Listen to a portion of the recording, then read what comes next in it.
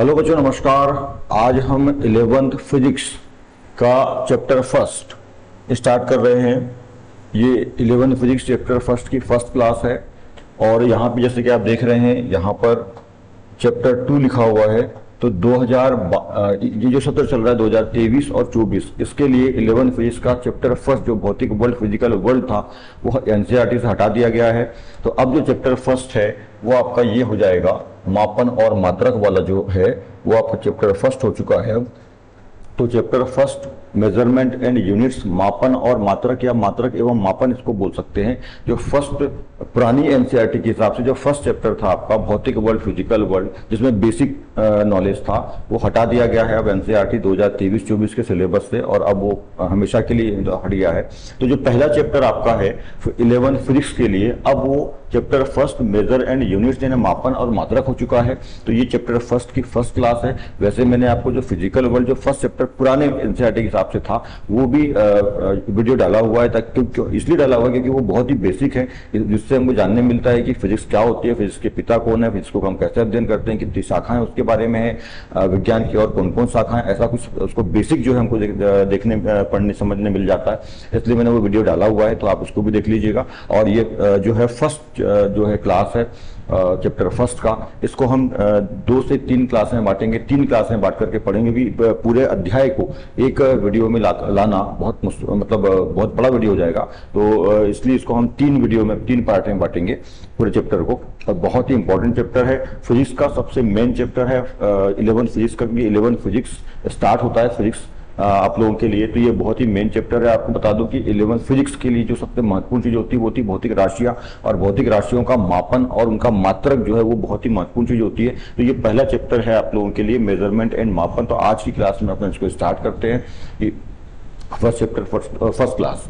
तो पूरे वीडियो को बहुत ध्यान से देखिएगा, इसमें काफ़ी सारी चीज़ें जो है आपको और मैं ये नोट्स ये पीडीएफ के माध्यम से आपको पढ़ा रहा हूँ, ताकि आप लोगों को प्रॉपर नोट्स भी आप इसको देख करके बना सकते हैं यदि चाहें तो। और आप जो है सारी चीज़ें व्यवस्थित तरीके से लिखी हुई इसमें मिल जाती हैं, इसलिए पीडीएफ के माध्यम से हम यहाँ पे आपको समझाने का प्रयास करेंगे। तो चलो स्टार्ट करते हैं। चैप्टर 1 मेजरमेंट एंड यूनिट्स, मापन और मात्रक, 11th फिजिक्स। ठीक है, हम यहाँ पे बात कर रहे हैं 11th फिजिक्स की। सत्र 2023 और 24 के लिए ये सिलेबस है ये आपका। ठीक है, इस साल के लिए नया सिलेबस, क्योंकि भी एनसीईआरटी ने सिलेबस चेंज कर दिया है, तो नए सिलेबस के अकॉर्डिंग जो है आपका चैप्टर फर्स्ट 11th फिजिक्स के लिए ये 11th फिजिक्स है भौतिक शास्त्र का चैप्टर फर्स्ट है 2023 और 24, यानी इस सत्र के लिए 2023-24 के लिए चैप्टर फर्स्ट हो गया आपका 11th फिजिक्स का मापन और मात्रक। ठीक है, तो चलो स्टार्ट करते हैं चैप्टर फर्स्ट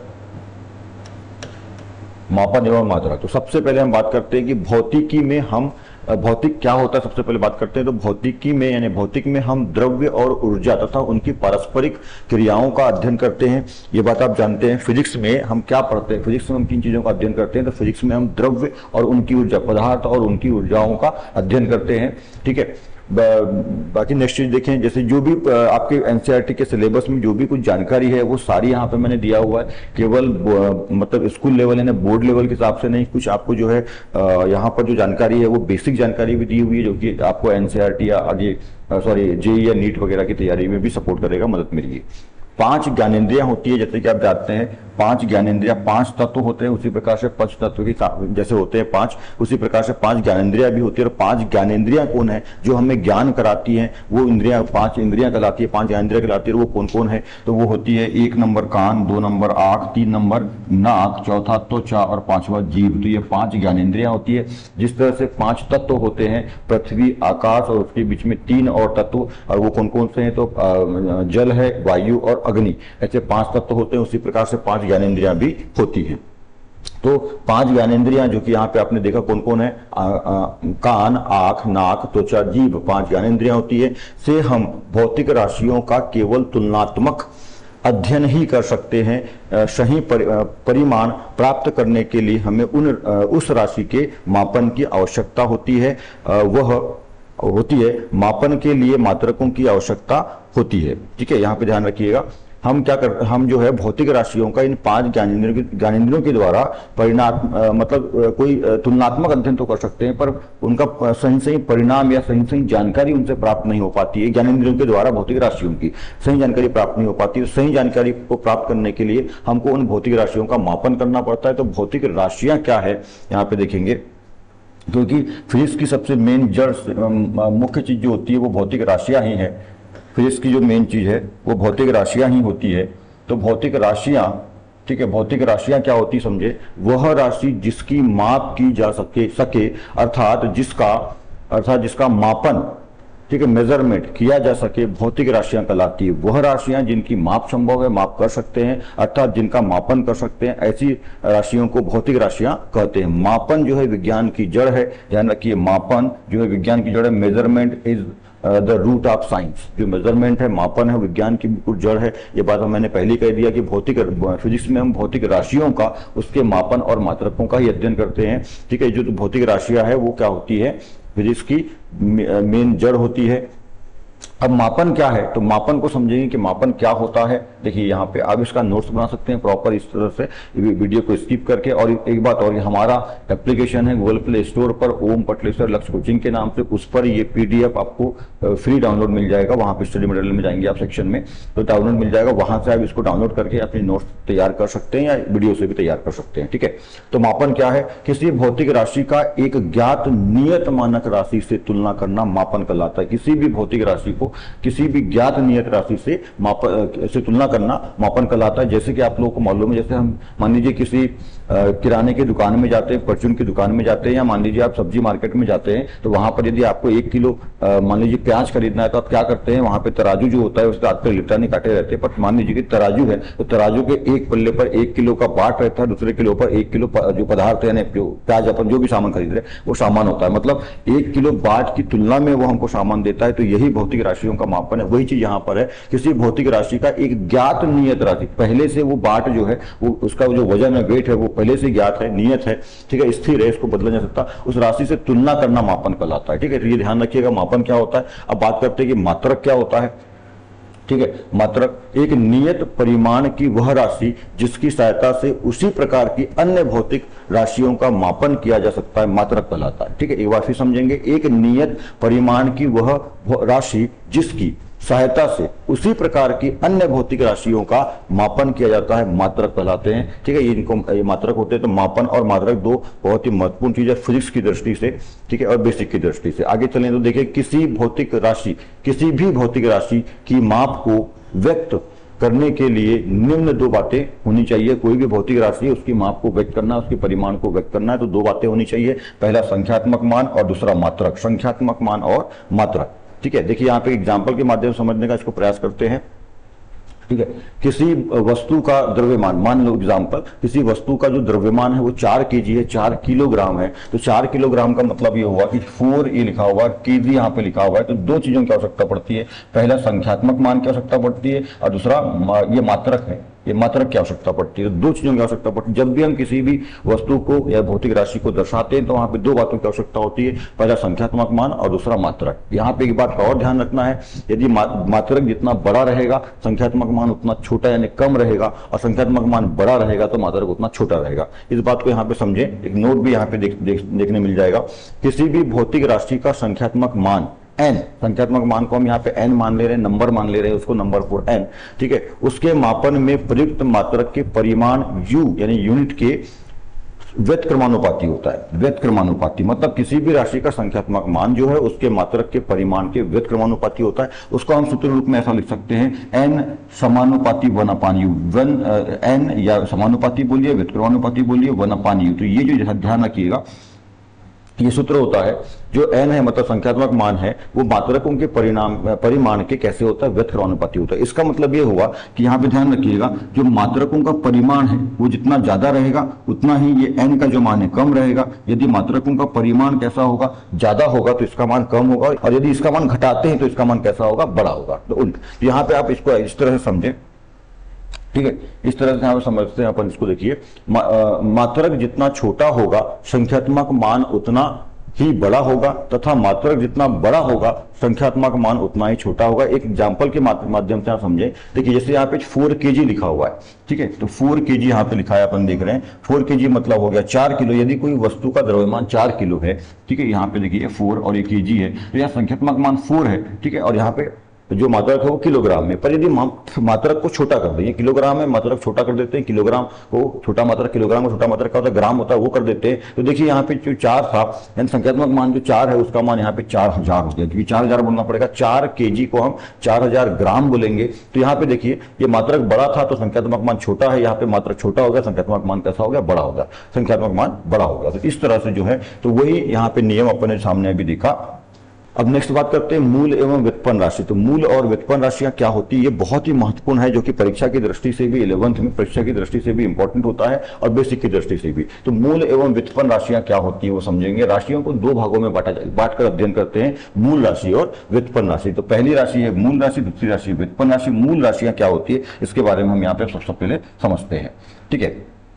तो मूल राशियां क्या है, देखें, तो मूल राशियां क्या होती है, फंडामेंटल क्वांटिटीज इनको कहा जाता है मूल राशियां, और ये 7 होती हैं। तो देखिए वे भौतिक राशियां जो एक दूसरे से स्वतंत्र होती हैं, अर्थात एक दूसरे पर निर्भर नहीं करती हैं, मूल राशियां कहलाती है। एक दूसरे से स्वतंत्र होती हैं, एक दूसरे पर निर्भर नहीं करती हैं, क्या कहलाती है, मूल राशियां कहलाती है। कुल मूल राशियां कितनी होती है, 7 होती है। 7 मूल राशियां हैं। बहुत सारी भौतिक राशियां होती है जिसमें से मूल राशियां जो है 7 होती है। जैसे आपने देखा है एक परमाणु 36 प्रकार से, यानी 35 प्लस यानी 36 प्रकार के कणों से मिलकर बना होता है, जिसमें मूल कण इलेक्ट्रॉन, प्रोटॉन, न्यूट्रॉन होते हैं। उसी प्रकार से भौतिक राशियां बहुत सारी होती है जिनमें 7 मूल राशियां होती है। और 7 मूल राशि कौन कौन होती है, तो आप देखिए यहाँ पे लंबाई, द्रव्यमान, समय, इसी क्रम में याद रखना है, क्योंकि यही क्रम है, ये आगे भी हमको आवश्यकता पड़ेगी, इसी क्रम को याद रखने का, याद रखेंगे इसी क्रम में। तो लंबाई, द्रव्यमान, समय, ताप, ज्योति तीव्रता, विद्युत धारा और पदार्थ की मात्रा, ये 7 जो है मूल भौतिक राशियां होती है। लंबाई, द्रव्यमान, समय, ताप, ज्योति तीव्रता, विद्युत धारा तथा पदार्थ की मात्रा, ये 7 मूल राशियां हैं। ध्यान रखिएगा ये 7 के अलावा कोई भी राशि जो है मूल राशि नहीं है। हाँ, इसमें 2 पूरक मूल राशि भी होती है, कोण और घन कोण, ठीक है, जिसके बारे में आगे समझेंगे। तो 7 मूल राशियां हैं। अब आते हैं दूसरा व्युत्पन्न राशि में। अच्छा, यहाँ पे आप देख रहे हैं एमकेएस बराबर ऐसा ही लिखा हुआ है। तो एमकेएस का मतलब, जो पहले एमकेएस पद्धति थी, एमकेएस पद्धति का मतलब मीटर किलोग्राम सेकंड पद्धति, मीटर किलोग्राम सेकंड पद्धति, इसी को आजकल हम एसआई पद्धति बोलते हैं। एसआई का पूरा नाम होता है सिस्टम ऑफ इंटरनेशनल, मतलब मात्रकों की अंतरराष्ट्रीय पद्धति, एसआई पद्धति इसको बोलते हैं। एमकेएस को ही आजकल एसआई पद्धति बोलते हैं। एमकेएस एसआई पद्धति का पुराना नाम है, एसआई जो है नया नाम, ठीक है।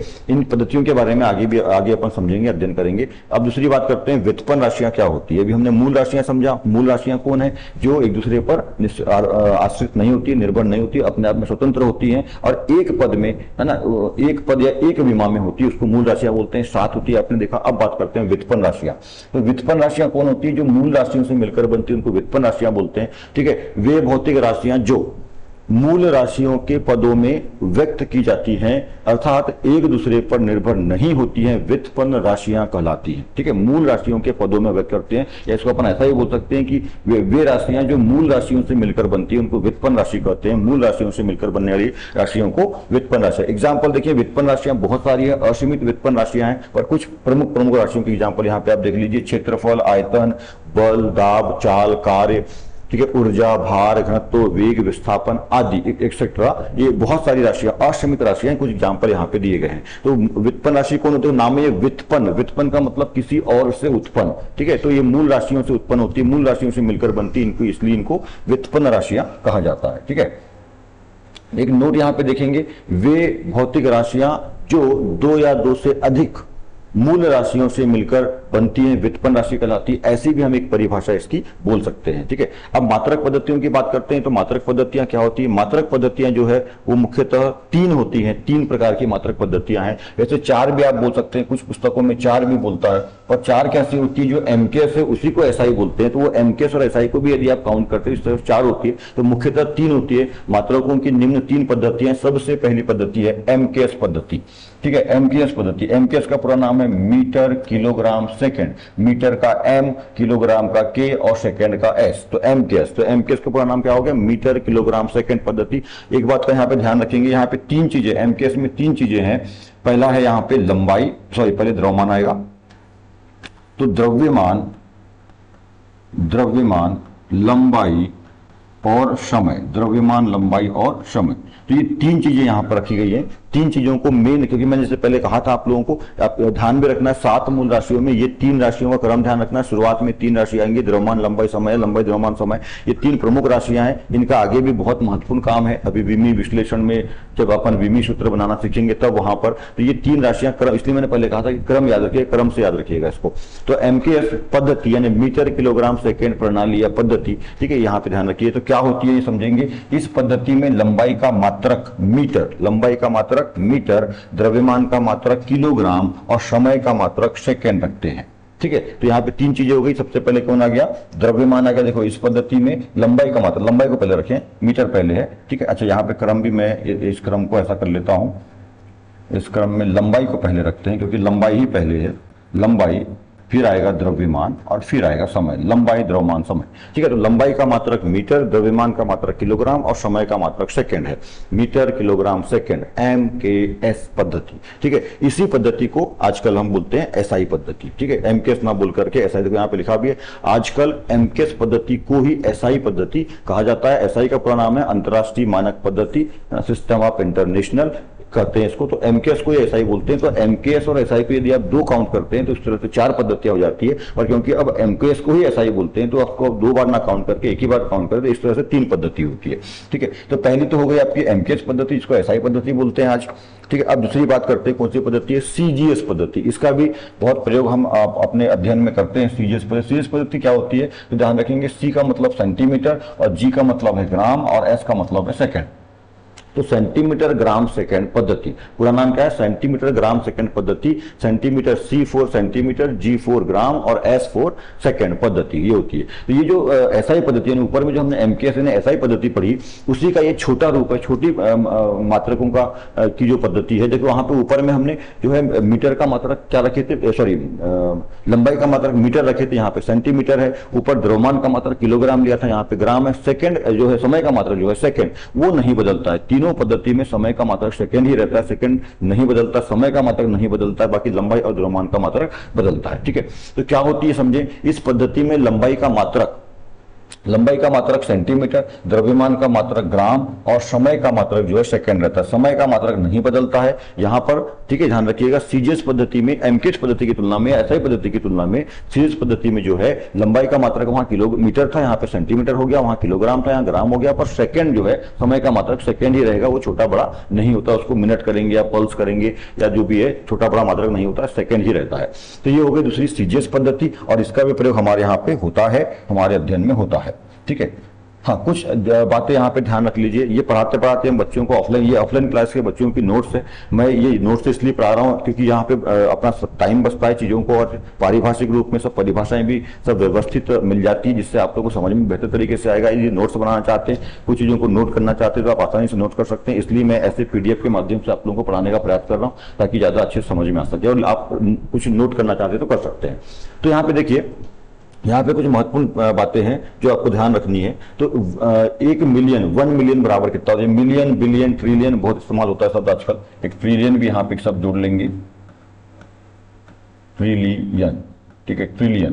तो ट्रिलियन शब्द भी जोड़ लेंगे तो 1 मिलियन बराबर होता है 10 लाख, 1 बिलियन बराबर होता है 1 अरब और 1 ट्रिलियन बराबर होता है 1 खरब, ठीक है। 1 खरब बराबर 1 ट्रिलियन। इसका भी ध्यान रखेंगे। इधर पे कुछ चीजें हैं। 1 बाइट बराबर 8 अक्षर, मतलब 8 अक्षर का एक बाइट होता है। अपन जो मेमोरीज होती है ना, MB, GB, TB, उसमें ध्यान रखिएगा एक बाइट भी होता है। तो 8 अक्षर का एक बाइट होता है। और पाउंड, क्योंकि अभी हम आगे जिस पद्धति की बात कर रहे हैं, 1 पाउंड बराबर 452 ग्राम होता है भार में। अभी हम बात करेंगे, देखो यहाँ पे FPS पद्धति की, तो इसमें पाउंड होता है, 1 पाउंड बराबर 452 ग्राम होता है, ध्यान रखिएगा, ठीक है। तो आगे बढ़ते हैं। तो यहाँ पे देखेंगे आप FPS पद्धति। अब आगे तीसरी पद्धति जो है FPS पद्धति, और FPS का पूरा नाम क्या है देखिए। तो FPS का पूरा नाम होता है फुट पाउंड सेकंड पद्धति, है ना। F4 फुट, और P फॉर पाउंड और S फॉर सेकेंड है। ठीक है, यहाँ पे ध्यान रखिए। अब यहाँ पे क्या है, ये पद्धति क्या होती है, तो इस पद्धति में लंबाई का जो मात्रक है वो क्या रखते हैं, फुट रखते हैं, फुट या फीट इसको बोलते हैं। ठीक है, ध्यान रखिएगा। 30 जो सेंटीमीटर होता है, 30 सेंटीमीटर का एक फिट ऐसा होता है ना, एक फिट एक फीट या एक फुट बोलते हैं अपन, तो एक फीट होता है 30 सेंटीमीटर बराबर।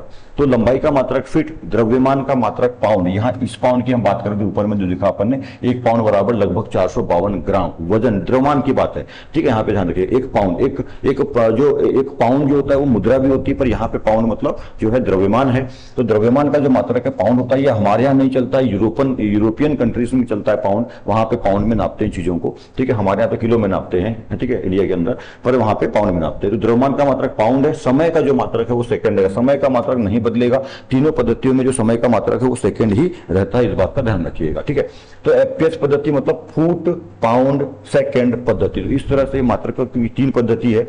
ठीक है, 4 पद्धति नहीं है, क्योंकि अब एमकेएसई जो हो गया है एसआई हो गया है। आगे बात करते हैं, एसआई पद्धति में मूल भौतिक राशियां एवं उनके मात्रक एवं उनके संकेत यानी प्रतीक के बारे में। ये बहुत ही महत्वपूर्ण है, क्योंकि ये परीक्षाओं में आपको पूछा जाता है।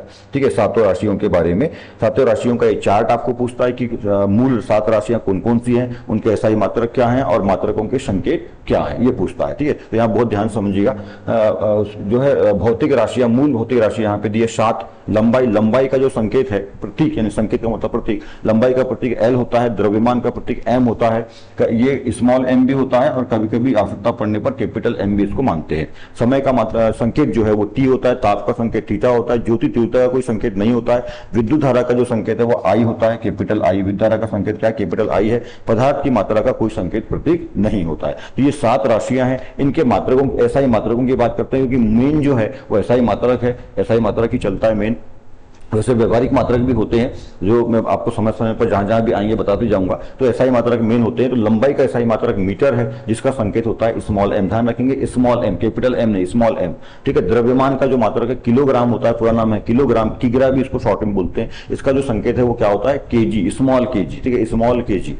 समय टी, समय का जो संकेत मात्रक है वो सेकंड होता है, सेकंड को स्मॉल s से व्यक्त करते हैं। ताप जो है उसका जो मात्रक होता है केल्विन, ऐसा ही मात्रक केल्विन है, उसको कैपिटल के से व्यक्त करते हैं। ध्यान रखें, कैपिटल के। ठीक है, यहाँ पे ध्यान रखेंगे क्या है, ये कैपिटल के से व्यक्त करते हैं, है ना, कैपिटल। इनका भी ध्यान रखना है, कौन स्मॉल में लिखा जाता है, कौन कैपिटल में लिखा जाता है। ठीक है, ज्योति तीव्रता कैंडेला, उसको स्मॉल CD में व्यक्त करते हैं। विद्युत धारा, ठीक है, एम्पियर, उसको कैपिटल A में व्यक्त करते हैं। उसका जो संकेत है, प्रतीक है, मात्रक का प्रतीक है वो। ठीक है, और पदार्थ की मात्रा का मात्रक, पदार्थ की मात्रा का मात्रक मोल है। मोल का पूरा नाम होता है MOLE, मोल, पर इसका संकेत में MOL, स्मॉल MOL कहा जाता है। यहाँ पे एक बात का भी ध्यान रखना है कि जो 7 मूल राशियां हैं उनके मात्रकों में केवल 2 ही कैपिटल मात्रक होते हैं, बाकी सब स्मॉल में होते हैं। M स्मॉल है, KG स्मॉल है, S स्मॉल है, CD स्मॉल है, MOL मोल भी स्मॉल है। बस ताप का मात्रक केल्विन और विद्युत धारा का मात्रक, ठीक है, मात्रक का जो संकेत है एम्पियर, क्योंकि ये वैज्ञानिक के नाम है। आपको ध्यान है, अभी हम यहाँ पे पढ़ेंगे भी, समझेंगे भी अभी आगे। और मालूम है आप लोगों को कि किसी भी वैज्ञानिक के नाम पर यदि संकेत है और वैज्ञानिक के नाम का अक्षर है तो वो हमेशा कैपिटल लिखा जाता है। हाँ, पर यदि नाम के 2 अक्षर लिए गए, जैसे पास्कल, नाम के 2 अक्षर लिए गए पास्कल, तो पहला लेटर कैपिटल रहेगा और बाद वाला स्मॉल रहेगा। पास्कल का संकेत होता है PA। और यदि सिंगल लेटर है तो सिंगल लेटर में कैपिटल इस्तेमाल होता है, इसलिए यहाँ पे K और A, क्योंकि K फॉर केल्विन वैज्ञानिक का नाम है, A फॉर एम्पियर वैज्ञानिक का नाम है, कैपिटल रहेगा, बाकी सब 5 जो है स्मॉल रहते हैं। तो कौन कैपिटल कौन स्मॉल, इसका भी ध्यान रखेंगे। ये बहुत ही महत्वपूर्ण चार्ट है और ये परीक्षाओं में पूछता है आप लोगों को। ठीक है, अब इसके बाद 7 मूल राशि के अलावा 2 पूरक मूल राशियां भी होती है। कोण होता है, ठीक है, कोण को दर्शाते हैं संकेत थीटा से। ठीक है, कोण का जो संकेत है वो क्या होता है, थीटा होता है। ठीक है, ऐसा प्रतीक उसका। तो कोण का जो ऐसा ही मात्रक है वो रेडियन होता है, जिसका संकेत RD या RAD, या कई बार इसको RAD स्मॉल में भी लिखते हैं। ठीक है, घन कोण स्टेरेडियन होता है, स्टेरेडियन का जो संकेत है वो SR होता है। तो इस तरह से 7 मूल राशियों के अलावा 2 पूरक मूल राशि भी होती है। ठीक है, तो इस तरह से कुल मिला के 9, 7 मूल राशि, 2 पूरक राशि, 9। अब आगे बात करते हैं, ये बहुत ही महत्वपूर्ण है, ये परीक्षा में पूछा जाता है आप लोगों को 1 नंबर में, कि एसआई पद्धति में प्रयुक्त पूर्व लग्न उनके परिमाण तथा संकेत। तो एसआई पद्धति में भौतिक राशियों के साथ लगने वाले पूर्व लग्न का मतलब होता है उपसर्ग, यानी सामने लगने वाले। अनुलग्न का मतलब होता है पीछे लगने वाले। तो हम यदि इसको हिंदी में समझे, साइंस में वैसे तो पूर्व लग्न कहा जाता है, पूर्व लग्न का मतलब होता है उपसर्ग। उपसर्ग मतलब मूल भौतिक राशियों के सामने लगने वाले, और अनुलग्न होते हैं, तो अनुलग्न जो है मूल भौतिक राशि के बाद में लगने वाले। तो हम यहाँ पे पूर्व लग्न की बात कर रहे हैं। तो सबसे पहले हम बात कर रहे हैं बड़े पूर्ण लग्नों की। कुछ छोटे पूर्ण लग्न भी होते हैं, कुछ बड़े पूर्ण लग्न भी होते हैं। पहले बात कर रहे हैं बड़े पूर्ण लग्न की, और उनका परिमाण 10 की घातों में दिया हुआ और उनका यहाँ पे संकेत दिया हुआ है। इस तरह की सारणी ये आपको एनसीईआरटी की सब बुक्स में मिल जाएगा। ठीक है। डेका, डेका, डेका मतलब क्या होता है, 10 पे 1 की घात को डेका बोलते हैं, संकेत होता है इसका DA स्मॉल में। ठीक है। दूसरा हेक्टा, हेक्टो, हेक्टो को 10 पे 2 की घात को हेक्टो बोलते हैं, संकेत होता है इसका H, है ना। हम बड़े पूर्ण लग्न की बात कर रहे हैं। किलो, किलो का मतलब किलो, इसका जो परिमाण होता है 10 पे 3 की घात, इसको दर्शाते हैं कैपिटल स्मॉल K से। मेगा 10 पे 6 की घात, इसको दर्शाते हैं कैपिटल M से। इसी प्रकार से गीगा, टेरा, पेटा, ठीक है, एक्सा, जेटा, योटा, ऐसे करके जो है यहाँ पे जो है लगभग कितने हैं देख लें, 1 2 3 4 5 6 7 8 9 10। ठीक है। 10 जो है बड़े पूर्ण लग्न यहाँ पे दिए हैं, उनका यहाँ पे परिमाण दिया हुआ है, उनका यहाँ पे संकेत दिया हुआ है, कुछ स्मॉल लेटर में कुछ कैपिटल लेटर में इनको लिखा जाता है। यहाँ याद रखने वाली बात यह है, इसको हम कैसे याद रखेंगे, देखिए। तो 10 पे 1 की घात, 10 पे 2 की घात, 10 पे 1 की घात को क्या बोलते हैं, डेका, 10 पे 2 की घात को बोलते हैं हेक्टा, ठीक है। 10 पे 3 की घात को बोलते हैं किलो। तो 1 की घात, 2 की घात, 3 की घात, क्रम से चल रहा है। देखिए याद रखने का तरीका बता रहा हूं आप लोग को, 1 की घात, 2 की घात, 3 की घात, और उसके बाद 3 का पहाड़ा चालू कर दो। 3 दूनी 6, 3 तिया 9, 3 5, सॉरी 3 एकम 3, 3 दूनी 6, 3 तिया 9, 3 4 12, 3 5 15, 3 6 18, 3 7 21, 3 8 24, 1 2 3, और 3 के बाद पहाड़ा चालू कर दो। 3 के बाद 6 9 12 15 18 21 24, ऐसे 10 राशियां हैं। तो 10 ये बड़े पूर्ण लग्न हो गए। यहाँ पे आप देख रहे हो जैसे यहाँ पे 18 लिखा हुआ है, 18 लिखा है, इसका मतलब 2018 में आपको 1 नंबर में पूछा गया है। ये मतलब हमने बच्चों को बोला तो उन्होंने यहाँ पे नोट कर लिया इसको।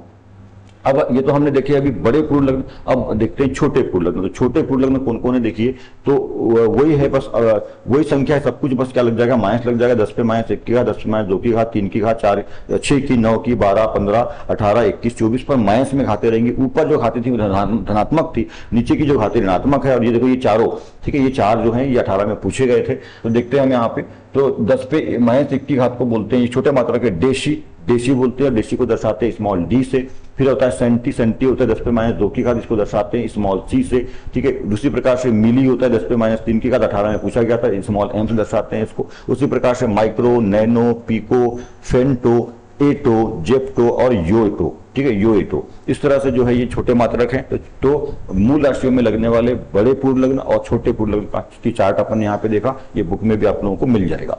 ठीक है। नेक्स्ट आते हैं, अभी हमने बात की मूल और व्युत्पन्न भौतिक राशियों की, अब बात कर रहे हैं हम मूल और व्युत्पन्न मात्रकों की। मूल और व्युत्पन्न मात्रक, तो जो मूल राशियों के मात्रक है उनको मूल मात्रक, और व्युत्पन्न राशियों के मात्रकों को व्युत्पन्न मात्रक कहा जाता है। सिंपल सी बात है, ऐसे याद रखेंगे, मूल मात्रक और व्युत्पन्न मात्रक। तो मूल मात्रक क्या होते हैं, मूल राशियों के मात्रक को मूल मात्रक, और व्युत्पन्न मात्रक क्या होते हैं, व्युत्पन्न राशियों के मात्रक को व्युत्पन्न मात्रक कहा जाता है। मूल राशियों के मात्रकों को मूल मात्रक तथा व्युत्पन्न राशियों के मात्रकों को व्युत्पन्न मात्रक कहते हैं। इस प्रकार मात्रक 2 प्रकार के होते हैं, पहला मूल मात्रक और दूसरा व्युत्पन्न मात्रक। तो मूल मात्रक क्या होते हैं वो समझते हैं। ठीक है। तो मूल मात्रक क्या होते हैं, मूल मात्रक, मूल राशियों के मात्रक जो एक दूसरे से स्वतंत्र होते हैं, अर्थात एक दूसरे में नहीं बदलते या बदले जा सकते, उनको और एक दूसरे पर निर्भर नहीं करते, है ना। मूल राशियों के मात्रक, ठीक है, जो एक दूसरे में बदले नहीं जा सकते हैं और एक दूसरे पर निर्भर नहीं करते हैं, ऐसे मात्रकों को मूल मात्रक कहते हैं। एग्जाम्पल, अब देखो मूल मात्रक के एग्जाम्पल कौन कौन होंगे।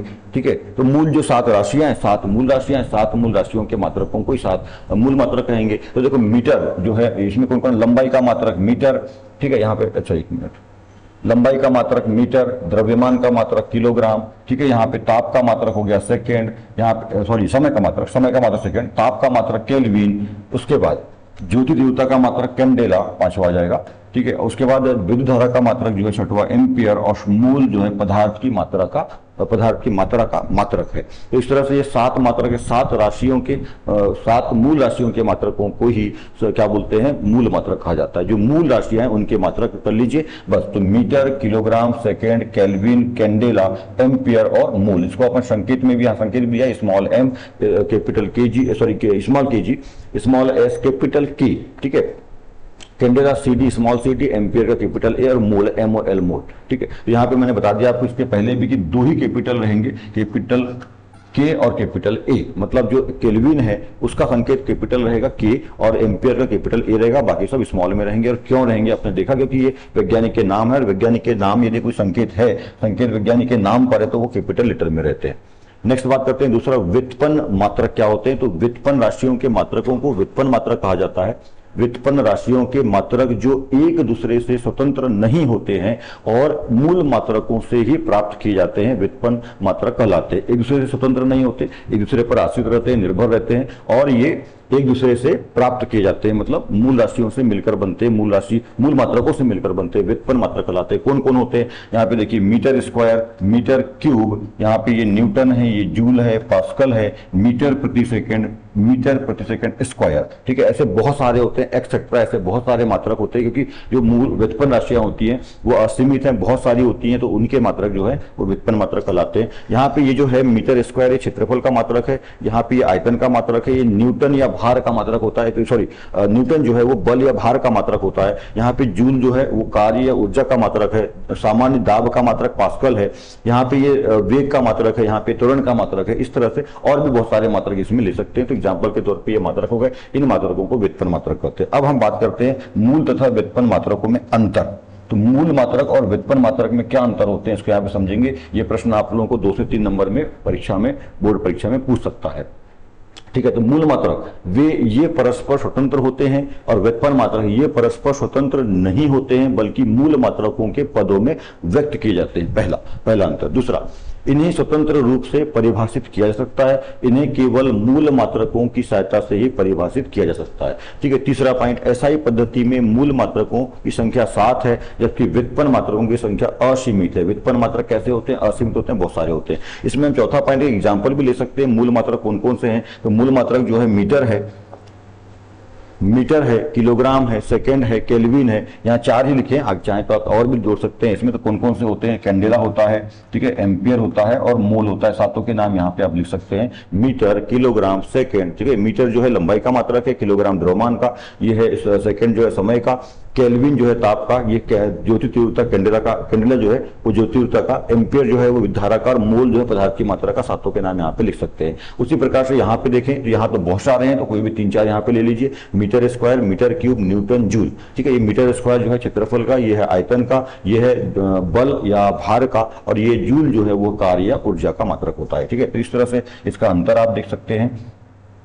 उसके बाद आगे चलें तो विशेष नाम वाली व्युत्पन्न राशियां एवं उनके मात्रक, जो महत्वपूर्ण राशियां होती हैं, जो जनरली हमको पूछी जाती है परीक्षाओं में या आवश्यकता पड़ती है, उनके यहाँ पे चार्ट आप देख रहे हैं। कुछ विशेष राशियां जो है उनके यहाँ पे अपन चार्ट देख रहे हैं, कुछ प्रमुख भौतिक राशियों के।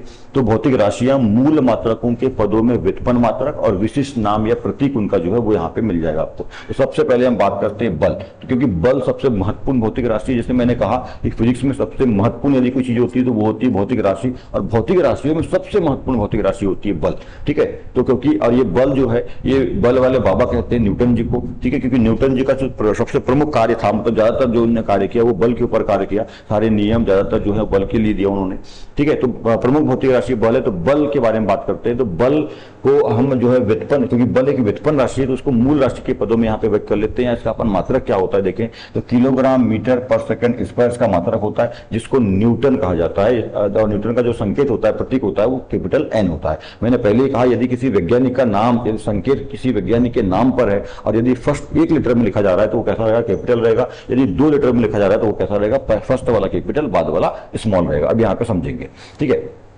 तो किलोग्राम मीटर पर सेकंड स्क्वायर होता है बल। यदि बल राशि को, बल जो व्युत्पन्न राशि, उसको यदि मूल राशि के पदों में हम मात्रकों में रखें तो द्रव्यमान, मीटर और समय 2 बार रहेगा बटे में, इसलिए किलोग्राम मीटर पर सेकंड स्क्वायर, जिसको अपन न्यूटन कहते हैं, ठीक है। कार्य और ऊर्जा दोनों का मतलब सेम होता है, किलोग्राम मीटर स्क्वायर पर सेकंड स्क्वायर। तो देखो यहाँ पे ध्यान रखिएगा, न्यूटन जो बल का मात्रक न्यूटन है, उसी में 1 मीटर और बढ़ा दीजिए। यहाँ मीटर 1 बार है, यहाँ मीटर 2 बार है, 1 मीटर और बढ़ा दीजिए। इसको हम बोल सकते हैं newton into metre, newton into metre, ऐसा शॉर्ट में बोल सकते हैं, क्योंकि इसका ही वैल्यू न्यूटन है और उसमें 1 मीटर बढ़ा, न्यूटन इंटू मीटर ऐसा अपन बोल सकते हैं। तो न्यूटन इंटू मीटर मतलब किलोग्राम मीटर स्क्वायर पर सेकंड स्क्वायर, इसको जूल कहा जाता है, जूल, ठीक है। ये भी वैज्ञानिक का नाम है जूल। तो जूल का संकेत जे है, क्योंकि वैज्ञानिक का नाम है इसलिए कैपिटल रहेगा, फर्स्ट लेटर है इसलिए, ठीक है। शक्ति या सामर्थ्य का मात्रक क्या होता है, तो किलोग्राम मीटर स्क्वायर पर सेकंड क्यूब। यहाँ पे क्या किया गया, देखो 1 सेकंड बढ़ा दिया है, मतलब यहाँ जूल प्रति सेकंड हम इसको बोल सकते हैं, जूल प्रति, जूल प्रति सेकंड, जूल प्रति सेकंड शॉर्ट में क्या बोलते हैं, देखो क्या कर रहे हैं यहाँ पे, देखो सेम है, बस यहाँ पे समय जो सेकंड जो है 2 बार है, यहाँ सेकंड जो है 3 बार हो गया है। तो यदि ये जूल है तो जूल में 1 सेकंड बढ़ा दो, जूल प्रति सेकंड, इसी को बोलते हैं वाट। ठीक है, 18 में पूछा भी था 1 नंबर में कि शक्ति का जो SI मात्रक है वो क्या होता है, 2018 में पूछा था 1 नंबर में, वाट। तो वाट जो है यहाँ पे, वाट का मतलब वैज्ञानिक का नाम है, जो वैज्ञानिक थे वाट, उनके नाम पर ये मात्रक को रखा गया, और उसका संकेत होता है कैपिटल W। एक अक्षर में है तो कैपिटल में रहेगा, इस बात का ध्यान रखेंगे। दाब या प्रतिबल, तो दाब का या प्रतिबल का जो मात्रक होता है किलोग्राम प्रति मीटर प्रति सेकंड स्क्वायर होता है, और इसको पास्कल कहा जाता है, ध्यान रखिएगा पास्कल। तो देखो यहाँ पे पास्कल का जो संकेत है वो क्या है, PA है। तो मैंने अभी जैसे पहले कहा था आपको कि यदि सिंगल अक्षर है, वैज्ञानिक के नाम जो मात्रक है वो वैज्ञानिकों के नाम पर उनको सम्मान देने के लिए रखे गए हैं। यदि वैज्ञानिक के नाम, जैसे न्यूटन सिंगल अक्षर में है, ठीक है, तो कैपिटल में रहेगा, इस बात का बहुत ध्यान रखेंगे आप। सिंगल अक्षर में न्यूटन है, जूल है, अभी हमने वाट देखा, ठीक है, यहाँ पे देखो ये 3 मात्रक दिए हैं। तो यदि सिंगल अक्षर में, सिंगल लेटर में है तो वो कैपिटल लेटर रहेंगे, पर यदि डबल लेटर में है तो फर्स्ट वाला कैपिटल रहेगा और बाकी सेकंड वाला स्मॉल रहेगा। जैसे तत्वों के संकेत में होता है, यदि कोई तत्वों का संकेत यदि सिंगल अक्षर में, जैसे कि hydrogen, nitrogen, oxygen single letter में है तो उसको कैपिटल लिखते हैं, पर यदि डबल लेटर में है, डबल लेटर का मतलब जैसे कि सोडियम है ना, जैसे कि Cl क्लोरीन, जैसे कि कैल्शियम, ऐसे सिंगल लेटर, डबल लेटर में है तो फर्स्ट वाला लेटर जो है कैपिटल और बाद वाला स्मॉल, फर्स्ट वाला कैपिटल बाद वाला स्मॉल,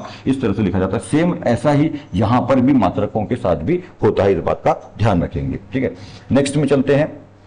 तो आवृत्ति का मात्रक देखिए, आवृत्ति का जो मात्रक होता है वो होता है प्रति सेकंड या प्रति चक्र, प्रति सेकंड, जिसको हर्ट्ज जो वैज्ञानिक का नाम है उसके नाम पे दर्शाते हैं, हर्ट्ज। और हर्ट्ज का जो संकेत होता है, प्रतीक होता है, वो कैपिटल H और स्मॉल z होता है। ठीक है, आवेश की बात करें तो आवेश जो होता है वो ampere into second, ampere into second को कुलाम कहा जाता है। जो आवेश का मात्रक है वो कुलाम होता है। कुलाम भी वैज्ञानिक का नाम है, चार्ल्स अगस्टिन कुलाम। कुलाम का नियम भी हम पढ़ेंगे। तो कुलाम है और कुलाम को दर्शाते हैं कैपिटल C से, जो संकेत है उसका कैपिटल C होता है। आवेश जो है वो उसका संकेत कैपिटल C। विभव, अच्छा यहाँ पे एक बात और समझने वाली है, हम बात कर रहे हैं यहाँ पे मात्रकों की। आवेश जो राशि है उसका प्रतीक क्या है, तो आवेश का जो प्रतीक होता है वो कैपिटल Q होता है या फिर स्मॉल Q होता है, कैपिटल Q या स्मॉल Q होता है। विभव का संकेत क्या होता है, कैपिटल V होता है विभव का। प्रतिरोध का संकेत क्या होता है, तो प्रतिरोध को दर्शाते हैं P से, प्रतिरोध को दर्शाते हैं P से। और धारिता, तो धारिता का जो संकेत है वो है C।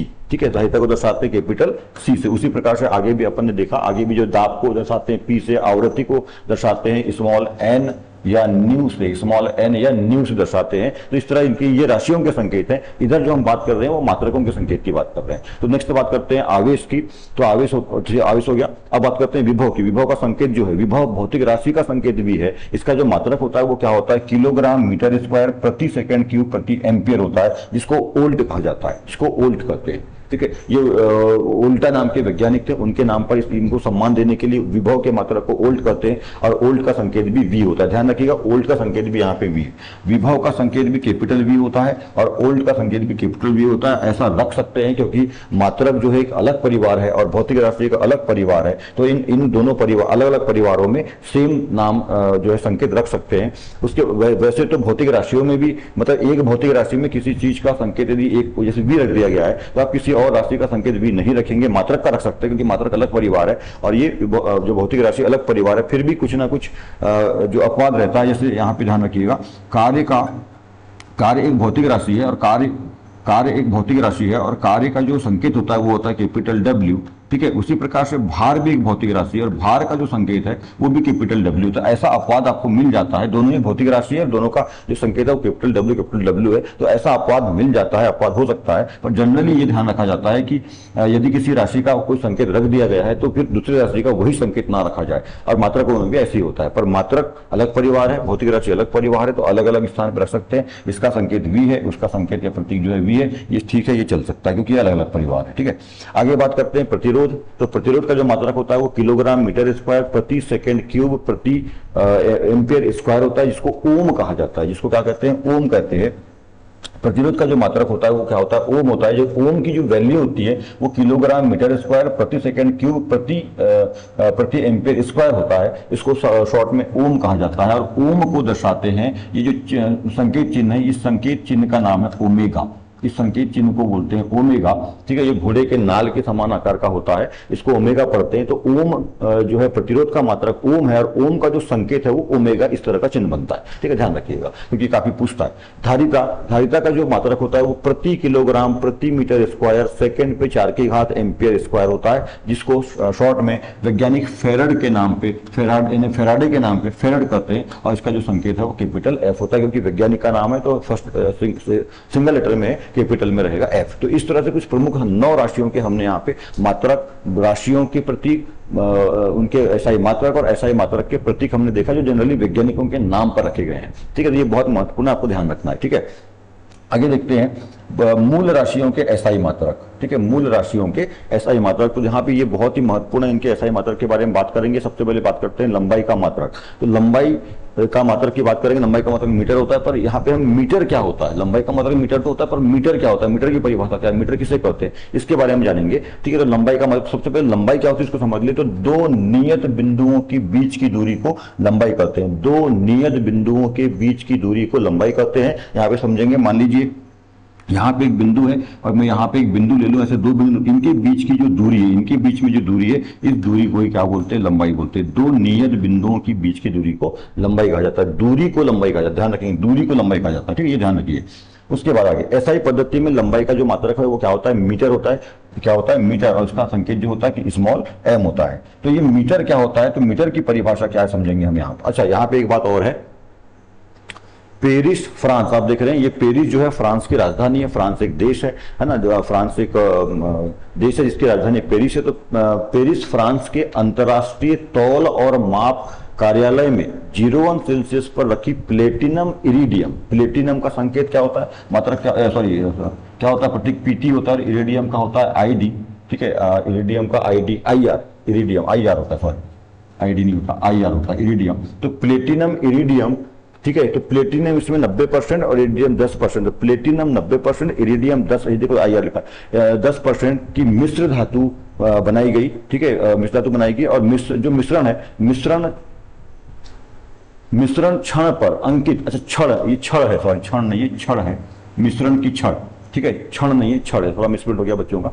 ठीक है, तो यहाँ पे प्लेटिनम इरिडियम, जो कि प्लेटिनम 90% और इरिडियम 10% रहेगा, मिश्रण क्षण, एक क्षण यानी रॉड, क्षण का मतलब रॉड, क्षण मतलब रॉड पर अंकित 2 बिंदुओं के बीच की दूरी को 1 मीटर माना गया है। ठीक है, तो अंतरराष्ट्रीय तौल और माप का जो कार्यालय, एक नंबर में पूछ सकता है कि अंतरराष्ट्रीय तौल और माप का कार्यालय कहां पर है, तो ये पेरिस, फ्रांस के पेरिस शहर में है। ध्यान रखिएगा, फ्रांस की राजधानी पेरिस है। ठीक है, जैसे भारत की राजधानी दिल्ली है, उसी तरह से फ्रांस की राजधानी पेरिस है, और वहां पर अंतरराष्ट्रीय तौल और माप का कार्यालय है। वहां पर आज लगभग 1960 के आसपास के दशक में, ठीक है, कुछ वैज्ञानिकों की मीटिंग हुई वहां पे, और प्लेटिनम इरिडियम की 90% प्लेटिनम 10% इरिडियम की मिश्र धातु बनाई गई, मिश्र धातु की छड़ बनाई गई। उसमें छड़ में, जैसे मान लीजिए ये छड़ बनाई गई, ऐसे छड़ बनाई गई, ये छड़ के बीच में 2 बिंदु, जैसे मैं मान लेता हूँ इसको ए और यहाँ मान लेता हूँ इसको बी, ये 2 बिंदु अंकित किए गए, और 2 बिंदुओं की बीच की दूरी को कहा गया 1 मीटर। क्या कहा गया, 1 मीटर। 2 बिंदुओं के बीच की दूरी को कहा गया 1 मीटर। तो ये ऐसा मानक मान लिया गया है, और वैज्ञानिकों द्वारा ऐसा मान लिया गया है। इसको हम आज पूरी दुनिया जो है एसआई पद्धति के रूप में लंबाई का मात्रक मीटर मानती आ रही है। तो इस तरह से ये काम है। अच्छा, कोई भी राशियों की का मात्रक डिसाइड करना, उस राशि को डिसाइड करना किसका काम होता है, अंतर्राष्ट्रीय तौल और माप कार्यालय जो कि पेरिस में, उसका काम होता है। तो इस तरह से ध्यान रखिएगा इस बात का। ठीक है, अब 1 मीटर की परिभाषा, तो 1 मीटर क्या होता है, ठीक है, इसको समझेंगे। हमने लंबाई का मात्रक मीटर तो होता है, पर मीटर 1 मीटर कितना होता है, 1 मीटर बराबर क्या होता है उसको समझेंगे। तो वह दूरी जो प्रकाश वायु या निर्वात में, वह दूरी जो प्रकाश वायु या निर्वात में 1/3 × 10 पे 8 की घात, ये 3 × 10 पे 8 की घात जो है वो प्रकाश की चाल या प्रकाश का वेग है मीटर पर सेकंड स्क्वायर में।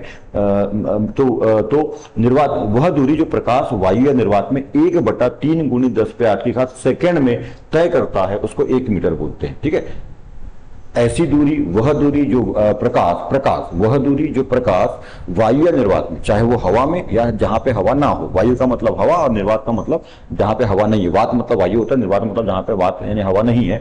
तो वह दूरी जो प्रकाश वायु या निर्वात में 1/3 × 10 पे 8 की घात, मतलब ये हुआ कि जो प्रकाश चाल है उसका व्यतक्रम सेकंड में तय करता है, उसको बोलते हैं 1 मीटर। ठीक है, ये मीटर की और भी परिभाषाएं होती है, पर सबसे इजी और सरल परिभाषा यही है, तो उसका ध्यान रखेंगे। प्रकाश वायु या निर्वात में 1/3 गुणित 10 पे 8 की घात यानी प्रकाश की चाल सेकेंड में, ठीक है, जो दूरी तय करता है उसको बोलते हैं 1 मीटर। आगे देखते हैं बहुत बड़ी बहुत बड़ी दूरियों का मतलब पृथ्वी, जैसे कि पृथ्वी से सूर्य की दूरी, ठीक है, तथा बहुत छोटी दूरियों जैसे कि परमाणु का आकार, परमाणु का द्रव्यमान, परमाणु पर ना ये दूरी की बात चल रही है ना, परमाणु का आकार, हाँ, को व्यक्त करने के लिए कुछ विशेष मात्रक प्रयुक्त किए जाते हैं जो निम्न है। कुछ बड़ी दूरियों को व्यक्त करने के लिए, कुछ छोटी दूरियों को व्यक्त करने के लिए अलग अलग प्रकार के मात्रक होते हैं, जिनके बारे में आपने पहले भी पढ़ा है, सुना है, तो हम यहाँ पे बात करेंगे उनके बारे में। तो सबसे पहले हम बात करते हैं यहाँ पर बड़ी दूरियों वाले मात्रक। खगोलीय दूरियों के लिए मात्रक अर्थात बड़ी दूरियों के लिए कौन कौन से मात्रक होते हैं, जिसके 3 मात्रक होते हैं। कौन कौन से 3 मात्रक? सबसे पहला जो मात्रक होता है खगोलीय मात्रक, जिसको अपन शॉर्ट में एयू, ठीक है, एयू से दर्शाते हैं। खगोलीय मात्रक एयू, इसका पूरा जो नाम होता है वो एस्ट्रोनॉमिकल यूनिट होता है, एयू, ठीक है। खगोलीय मात्रक, खगोलीय मात्रक क्या होता है? सूर्य व पृथ्वी के बीच औसत दूरी को, सूर्य और पृथ्वी के बीच औसत दूरी को एक खगोलीय मात्रक कहा जाता है। सूर्य और पृथ्वी के बीच की औसत दूरी, तो सूर्य और पृथ्वी के बीच की औसत दूरी कितनी होती है आप लोगों को मालूम है? लगभग 15 करोड़ किलोमीटर इस दूरी को मानते हैं। इसका एक्चुअल मान होता है, देखिए यहाँ पे 1 AU यानी एक खगोलीय मात्रक बराबर 1.496 गुणित 10 पर 11 की घात मीटर, या इसको अपन 15 करोड़ किलोमीटर भी बोल सकते हैं। यदि हम इसको वैज्ञानिक संकेतन में ना लिख करके सामान्य तरीके से लिखें तो 15 करोड़ किलोमीटर सूर्य और पृथ्वी के बीच की औसत दूरी। तो सूर्य और पृथ्वी, सूर्य तारा और पृथ्वी ग्रह के बीच की औसत दूरी लगभग 15 करोड़ किलोमीटर है। वही दूरी कहलाती है एक खगोलीय मात्रक, ध्यान रखिएगा, ठीक है।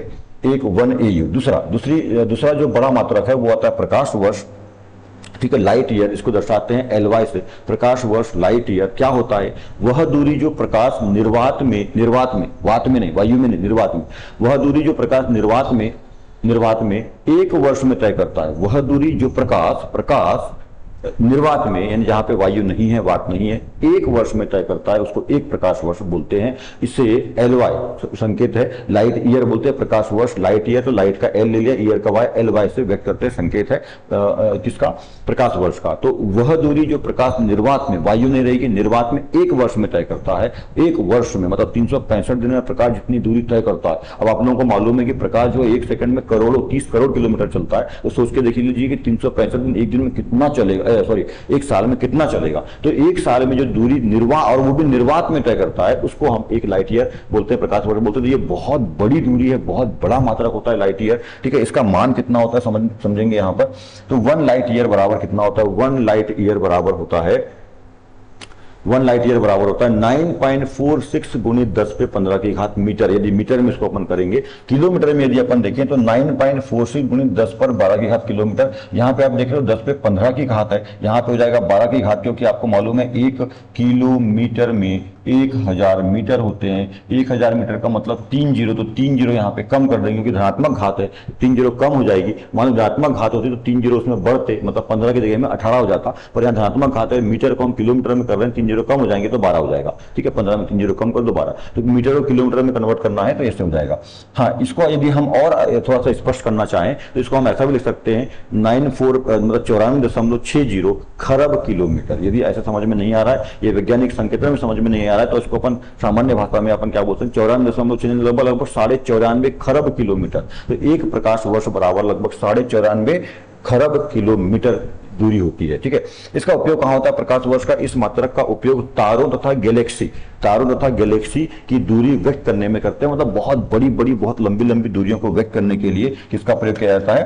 प्रकाश वर्ष का। छोटी दूरियों को व्यक्त करना है तो उसके लिए तो किलोमीटर, मीटर या अन्य और भी दूरी है उनका प्रयोग करते हैं। और एक राशि का एक ही मात्रक नहीं होता है, ठीक है। इसी बात के लिए SI मात्रक की स्थापना की गई, क्योंकि एक राशि के बहुत सारे मात्रक होते हैं। जैसे दूरी के लिए अपन बात करें तो दूरी के बहुत सारे मात्रक हैं, जैसे कि नैनोमीटर होता है, डेसीमीटर, सेंटीमीटर, ठीक है, हेक्टामीटर, मीटर, उसके मीटर के बाद आगे जाएंगे तो किलोमीटर के बाद मील भी होता है, और ऐसी बहुत सारी मतलब दूरियां उसकी होती है, ठीक है। दूरियों के मात्रक होते हैं, पर यहाँ पे विसंगति होती थी, अलग अलग देश अलग अलग मात्रक मानते थे। इसीलिए 1960 में वैज्ञानिकों के समूह ने, अंतर्राष्ट्रीय तौल माप की जो संस्था है, उसने क्या किया कि SI मात्रक की स्थापना की कि पूरे देश में एक ही मात्रक चलेगा, SI मात्रक। अच्छा, अपने स्तर पे आप अपना व्यवहारिक मात्रक यूज करो, पर जब पूरे अंतर्राष्ट्रीय स्तर की बात आई तो वहां पे SI मात्रक ही मान्य होगा, तो उसी को मानते हैं और वही मेन चलता है। पर कुछ भौतिक राशियों के व्यवहारिक मात्रक, जैसे कि ताप का जो मात्रक होता है, ठीक है, ध्यान रखिएगा। ताप का जो मात्रक होता है,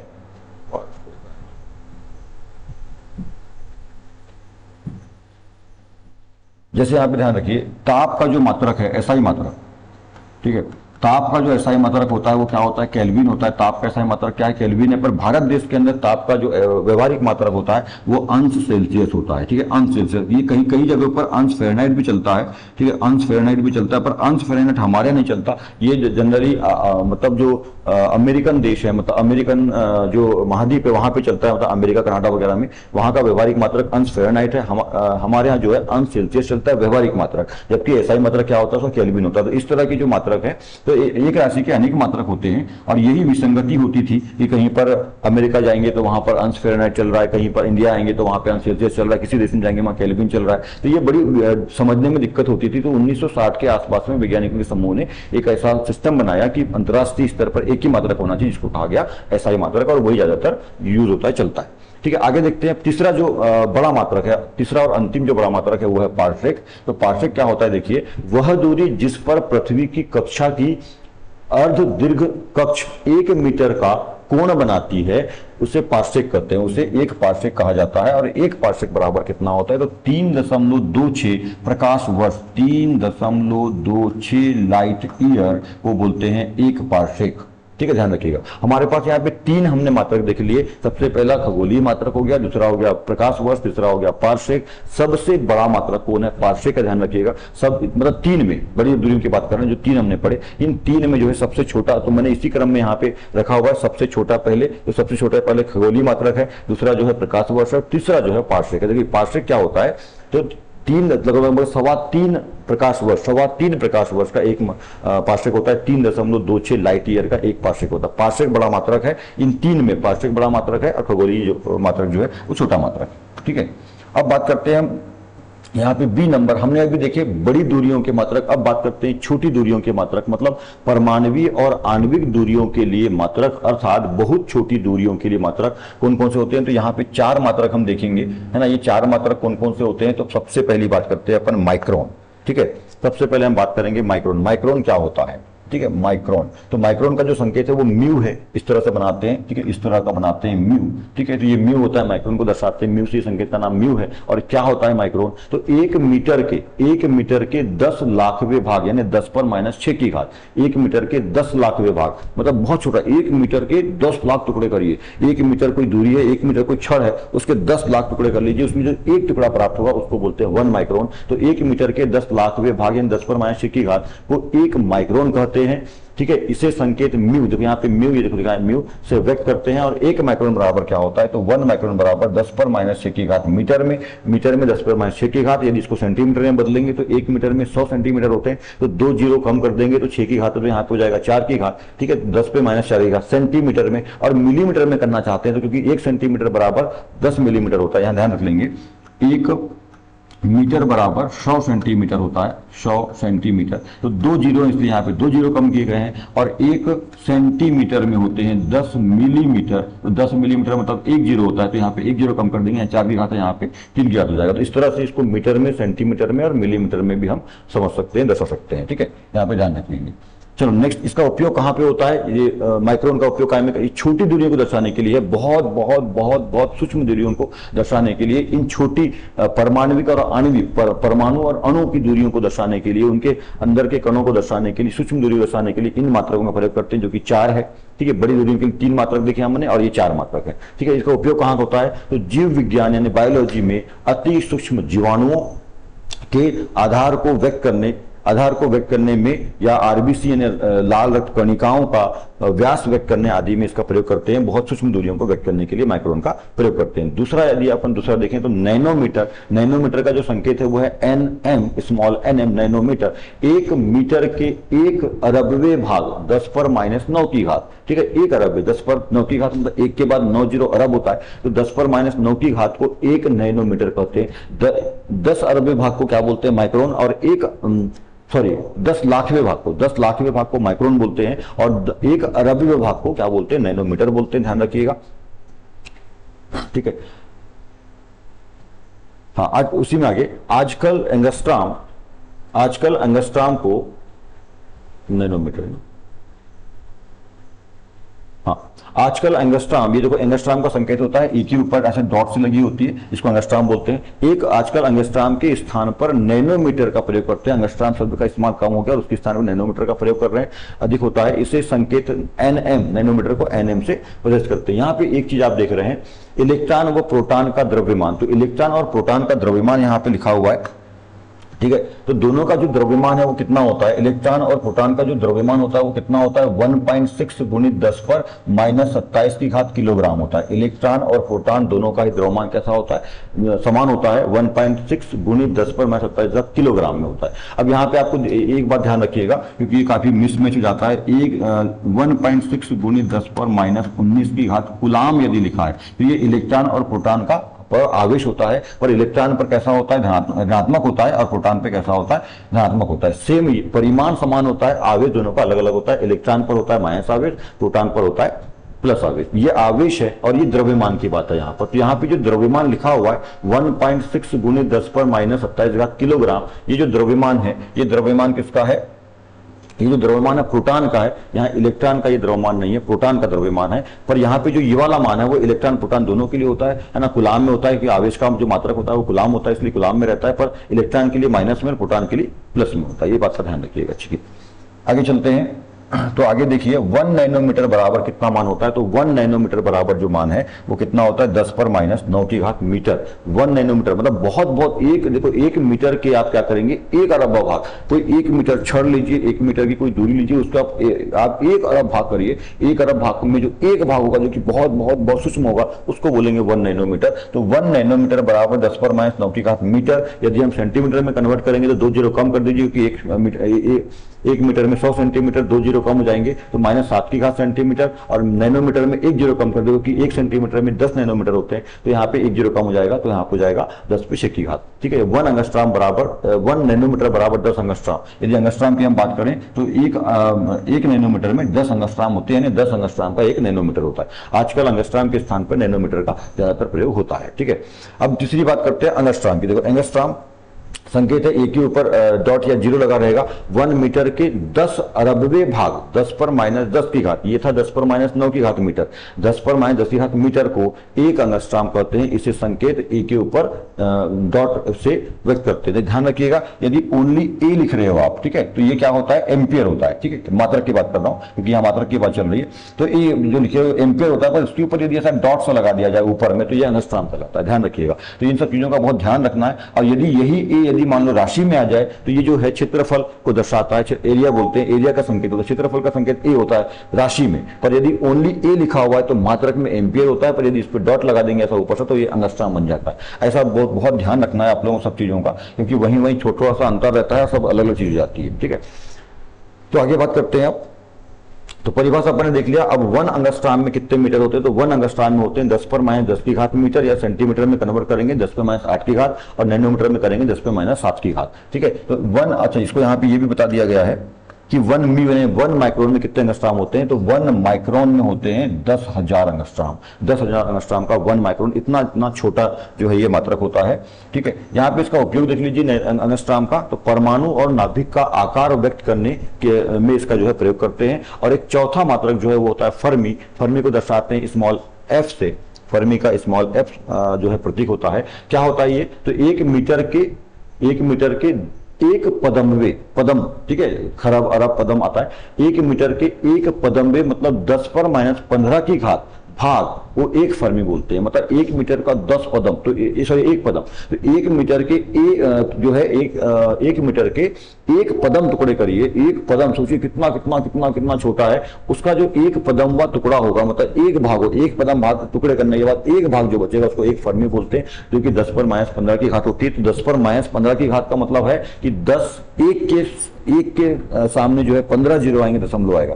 1 के सामने 15 जीरो और दशमलव आएगा, ये मतलब होता है। ये 1 है और इसके सामने में जो है, ठीक है, ऐसे 15 जीरो, दशमलव जीरो, ऐसा इतना लंबा मीटर में मान है, इसको बोलते हैं 1 फर्मी। इसका ध्यान रखना, बहुत बहुत बहुत छोटा सूक्ष्म मान होता है ये। ठीक है, 1 फर्मी बराबर कितना होता है, तो 10 पर माइनस 15 की घात मीटर में, सेंटीमीटर में 10 पर माइनस 13 की घात और नैनोमीटर में 10 पर माइनस 12 की घात होता है। ठीक है, अब बात करते हैं अपन द्रव्यमान का मात्रक। अभी हमने बात की लंबाई के मात्रक, तो लंबाई के हमने 3 बड़े मात्रक कर लिए, खगोलीय मात्रक, प्रकाश वर्ष और पारसेक, और लंबाई के हमने छोटे सूक्ष्म मात्रक कर लिए 4, अंगस्ट्राम किया हमने। ठीक है, उसके बाद क्या था, नैनोमीटर था, सॉरी नहीं माइक्रोन था, नैनोमीटर, अंगस्ट्राम और फर्मी 4। ठीक है, अब हम बात करते हैं यहाँ पे द्रव्यमान के मात्रक की। द्रव्यमान का मात्रक क्या होता है, तो आपको मालूम है द्रव्यमान का जो मात्रक है वो किलोग्राम होता है। ठीक है, द्रव्यमान का मात्रक किलोग्राम होता है। किलोग्राम क्या होता है, किलोग्राम की परिभाषा क्या है, क्या होता है समझेंगे। तो द्रव्यमान प्रत्येक वस्तु का मूल गुण होता है, किसी वस्तु में निहित यानी उपस्थित पदार्थ की मात्रा को उस वस्तु का द्रव्यमान करते हैं। किसी भी वस्तु में उपस्थित पदार्थ की मात्रा, किसी भी वस्तु में, किसी भी पदार्थ में, द्रव्य में उपस्थित पदार्थ की मात्रा को क्या बोलते हैं, द्रव्यमान कहते हैं। ऐसा ही मात्रा क्या होता है द्रव्यमान का, ऐसा ही पद्धति में द्रव्यमान का मात्रा किलोग्राम यानी केजी होता है। ठीक है, तो 1 केजी बराबर, अच्छा ये क्या होता है देखो, 1 केजी बराबर 1 केजी क्या होता है, तो 4 अंश सेल्सियस ताप पर 1 लीटर शुद्ध जल का द्रव्यमान 1 किलोग्राम होता है। एक परिभाषा ये भी है कि 1 किलोग्राम बराबर क्या होता है, तो 4 अंश सेल्सियस ताप पर जल, तो 4 अंश सेल्सियस ताप पर जल क्या होता है, जल का ताप जब 4 अंश सेल्सियस है तो उसका ये 4 अंश सेल्सियस गलनांक होता है। जल का जो गलनांक है वो 4 अंश सेल्सियस है, मतलब जल गल करके ठोस बनने की अवस्था में आगे बढ़ता है, मतलब ठोस अवस्था में जाता है। जब 4 से उसका घट करके टेम्परेचर 3, 2, 1 और जब 0 हो जाता है तो वो पूरी तरह ठोस बन जाता है। तो 4 अंश सेल्सियस गलनांक है, मतलब जल यहाँ से गलना स्टार्ट करता है। तो यदि कोई जल 4 अंश सेल्सियस पर है, 1 लीटर जल है, शुद्ध जल है, तो उसका जो द्रव्यमान होगा वो कहलाएगा 1 किलोग्राम। ठीक है, इसकी और भी दूसरी परिभाषा को अपन देखते हैं यहां पर।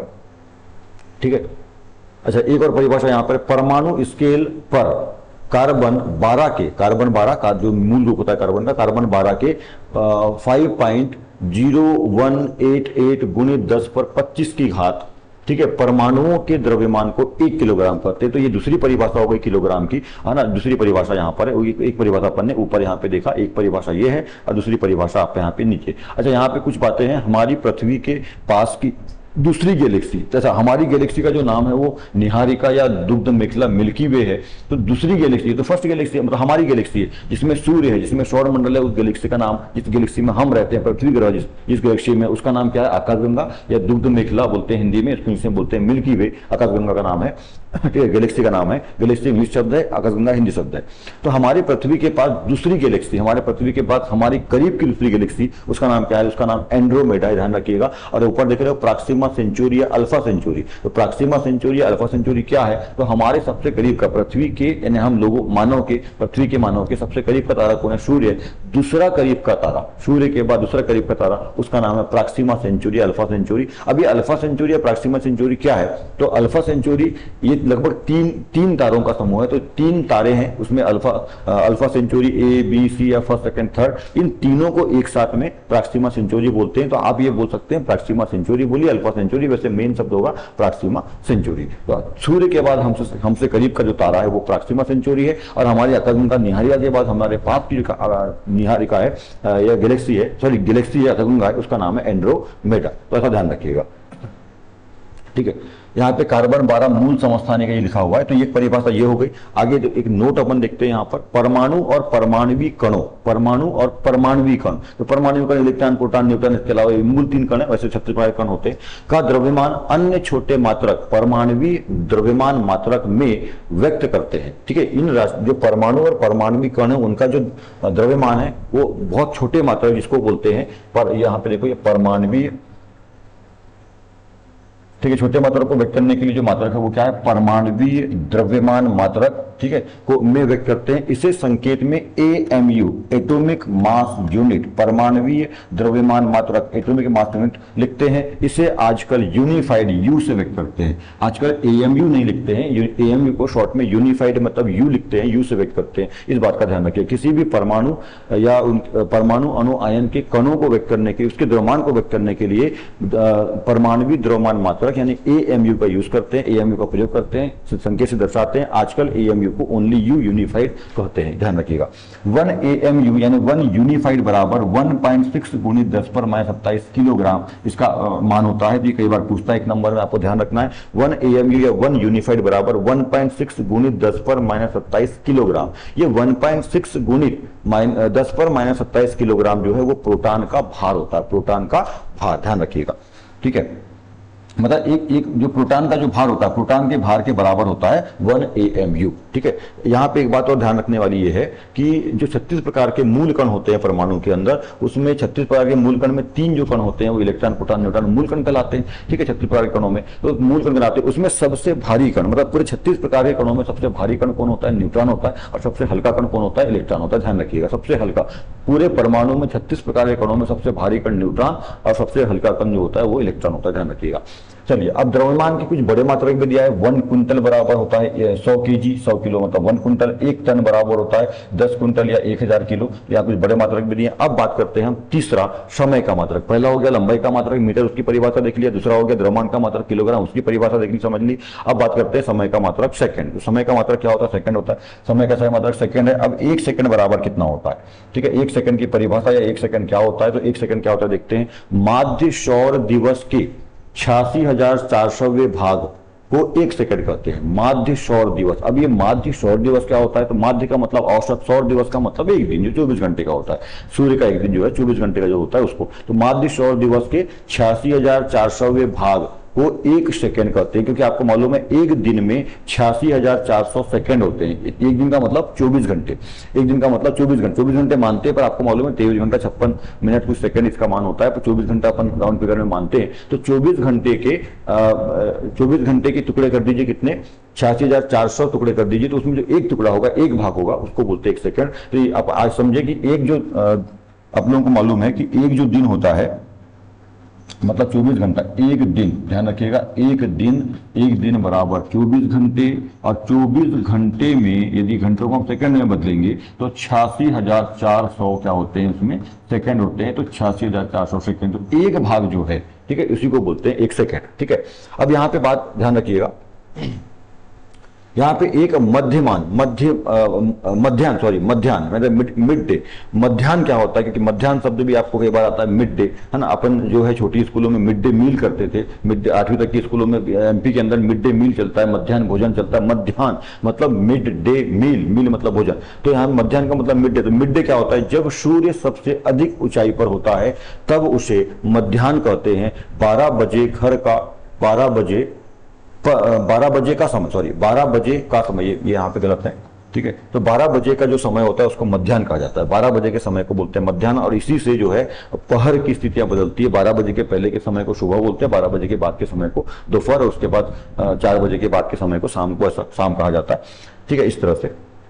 अब आगे देखें तो यहाँ पे अभी क्योंकि परिभाषा में ऊपर एक बात आई थी, माध्य सौर दिवस। माध्य सौर दिवस मतलब सौर मतलब सूर्य। तो माध्य सौर दिवस, यहाँ शौर्य का मतलब साहस या पराक्रम नहीं है, यहाँ सौर का मतलब सूर्य है, ध्यान रखिएगा। तो माध्य सौर दिवस 1 वर्ष के सभी सौर दिवसों का औसत माध्य सौर दिवस कहलाता है। ठीक है, एक दिन के सभी दिवसों का जो औसत है वो माध्य सौर दिवस कहलाता है, जिसे एक दिन या 24 घंटे कहते हैं, जिसमें 86,400 सेकंड होते हैं। ठीक है, यहाँ पे क्या लिखा हुआ है देखिए, सबसे बड़ा दिन, अच्छा सबसे बड़ा जो दिन होता है वो 21 जून का होता है। अभी जो गया है ना कुछ दिन पहले, सबसे बड़ा दिन जो है 21 जून का होता है। सबसे छोटा दिन जो है 22 दिसंबर का होता है। अब यहाँ पे एक बात और ध्यान रखिए, जब सबसे बड़ा दिन 21 जून है तो सबसे बड़ी रात भी 21 जून की होगी, और सबसे छोटा दिन जब 22 दिसंबर है तो सबसे बड़ी रात भी 22 दिसंबर की होगी। तो यहाँ पे 2 बात ध्यान रखिएगा, क्योंकि सबसे बड़ा दिन 21 जून तो मालूम है आप लोगों को, पर यदि उसी में यदि पूछ लिया जाए कि सबसे बड़ी रात कौन सी होती है, जब मालूम है दिन सबसे बड़ा होगा सॉरी दिन जब सबसे बड़ा होगा तो रात छोटी होगी, और जब दिन छोटा होगा तो उसकी रात जो है वो बड़ी होती है। ठीक है, ऐसा ध्यान रखिएगा।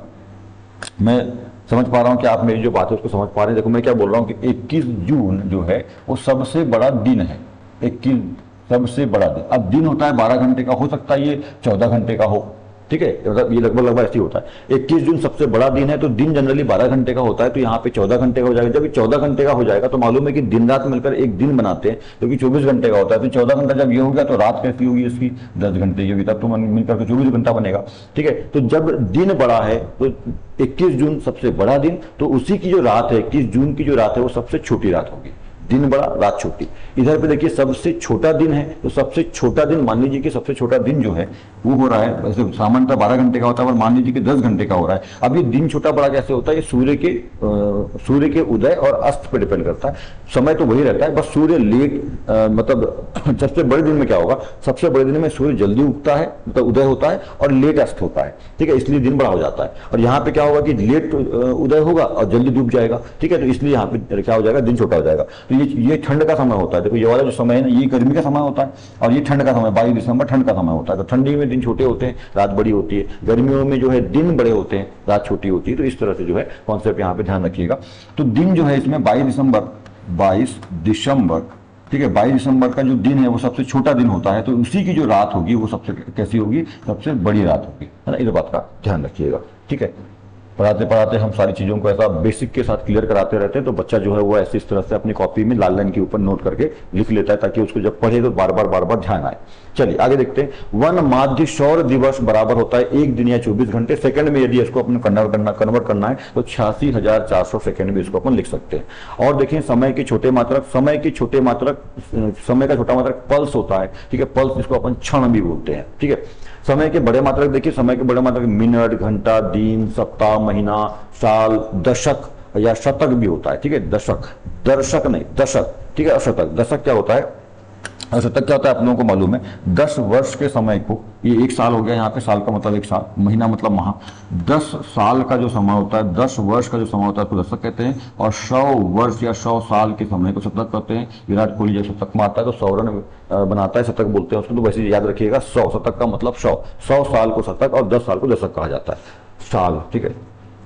ये बड़े मात्रक होते हैं, क्योंकि भौतिक राशि का एक ही मात्रक नहीं होता। जो ऐसा ही मात्रक है वही एक ही मात्रक नहीं होता, उसके बहुत सारे मात्रक होते हैं, पर ऐसा ही मात्रक एक होता है। उन्हीं बहुत सारों में से कोई एक को मान लिया गया है। जैसे समय का मात्रक जो है सेकंड को मान लिया गया है, ठीक है। छोटा मात्रक होता है पल्स, और उससे सेकंड से छोटा मात्रक पल्स होता है, उससे बड़े मात्रक ये होते हैं, ठीक है। अब बात करते हैं चौथा, ताप का मात्रक। देखो इसके पहले हमने लंबाई का मात्रक, द्रव्यमान का मात्रक और समय का मात्रक, 3 मात्रक पढ़ लिया। अब चौथा है ताप का मात्रक। मूल 7 राशियों के मात्रकों की परिभाषा को हम यहाँ पे समझ रहे हैं। ताप का मात्रक क्या होता है, केल्विन। ताप का ऐसा ही मात्रक केल्विन है, इसके संकेत कैपिटल के से प्रदर्शित करते हैं। पर 1 केल्विन बराबर क्या होता है, तो सामान्यतः वायुमंडलीय दाब 1 atm, वायुमंडलीय दाब पर शुद्ध जल के हिमांक तथा क्वथनांक के अंतर के 7वें भाग, नहीं 100वें भाग, सॉरी 100वें भाग, यहाँ पे के 100वें भाग को 1 केल्विन कहते हैं, ठीक है। ये केल्विन की परिभाषा है। अब नेक्स्ट देखते हैं 5वां, ज्योति तीव्रता का मात्रक क्या होता है। तो और मात्रक जो होता है उसकी परिभाषा क्या होती है, तो ज्योति तीव्रता का ऐसा ही मात्रक कैंडेला होता है, इसको दर्शाते हैं CD से। और 1 कैंडेला बराबर क्या होता है, तो प्लेटिनम के गलनांक, प्लेटिनम का गलनांक होता है 1773 अंश सेल्सियस पर मानक पूर्ण कृष्णिका के क्या है, खोखले बंद आकृति, खोखली बंद आकृति के 1 वर्ग सेंटीमीटर, 1 वर्ग सेंटीमीटर क्षेत्रफल के छिद्र से आती हुई प्रकाश ज्योति का 1/60वां भाग 1 कैंडेला कहलाता है। कैंडेला जो है वो जो है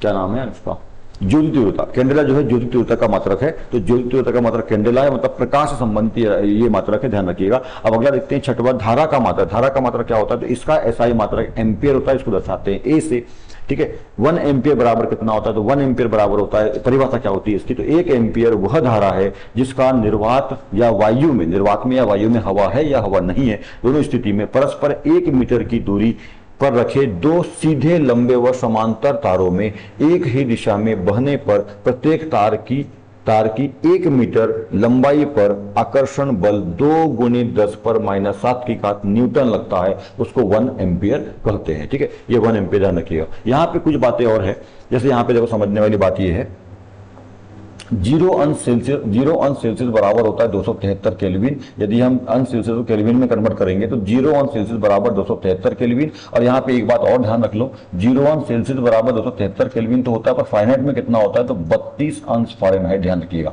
0 अंश सेल्सियस बराबर 273 केल्विन बराबर 32 अंश फारेनहाइट। उसी प्रकार से 100 अंश सेल्सियस बराबर 373 केल्विन, उसी प्रकार से यहाँ पे 212 अंश फारेनहाइट होता है। और एक बात और ध्यान रखेंगे, सेल्सियस और फारेनहाइट को अंश में दर्शाते हैं, ऐसे यहाँ पे डिग्री या इसको अंश बोलते हैं, पर केल्विन जो होता है वो बिना अंश के होता है, इसमें कोई अंश या डिग्री नहीं दर्शाते हैं, संकेत में ध्यान रखिएगा। तो ये दोनों अंश या डिग्री में होता है, अंश या डिग्री बोलते हैं, ये डॉट जो लगाए बिंदु लगाए इसको अंश या डिग्री बोलते हैं, इसमें कोई अंश या डिग्री नहीं होती है, ये भी ध्यान रखिएगा। अच्छा, 0 केल्विन बराबर माइनस 273.15, तो दशमलव के बाद 15 यदि छोड़ देते हो तो आप मोटा मोटा याद रखिए -273। तो 0 केल्विन ओके नहीं है, ये है 0 केल्विन, ठीक है। 0 केल्विन, देखो याद रखिएगा 0 कैसे बनता है, 0 गोल बनता है, ऐसा 0 जो है शून्य जो है वो थोड़ा सा लंबा सा बनता है, अंडाकार बनता है, सॉरी अंडाकार, गोल नहीं, अंडाकार बनता है। जो O होता है, O फॉर ओम, ठीक है, O फॉर आउल जो होता है वो कैसा होता है, गोल होता है। जो अल्फाबेट होता है वो गोल होता है, 0 कैसा होता है, अंडाकार होता है, थोड़ा लंबा सा होता है,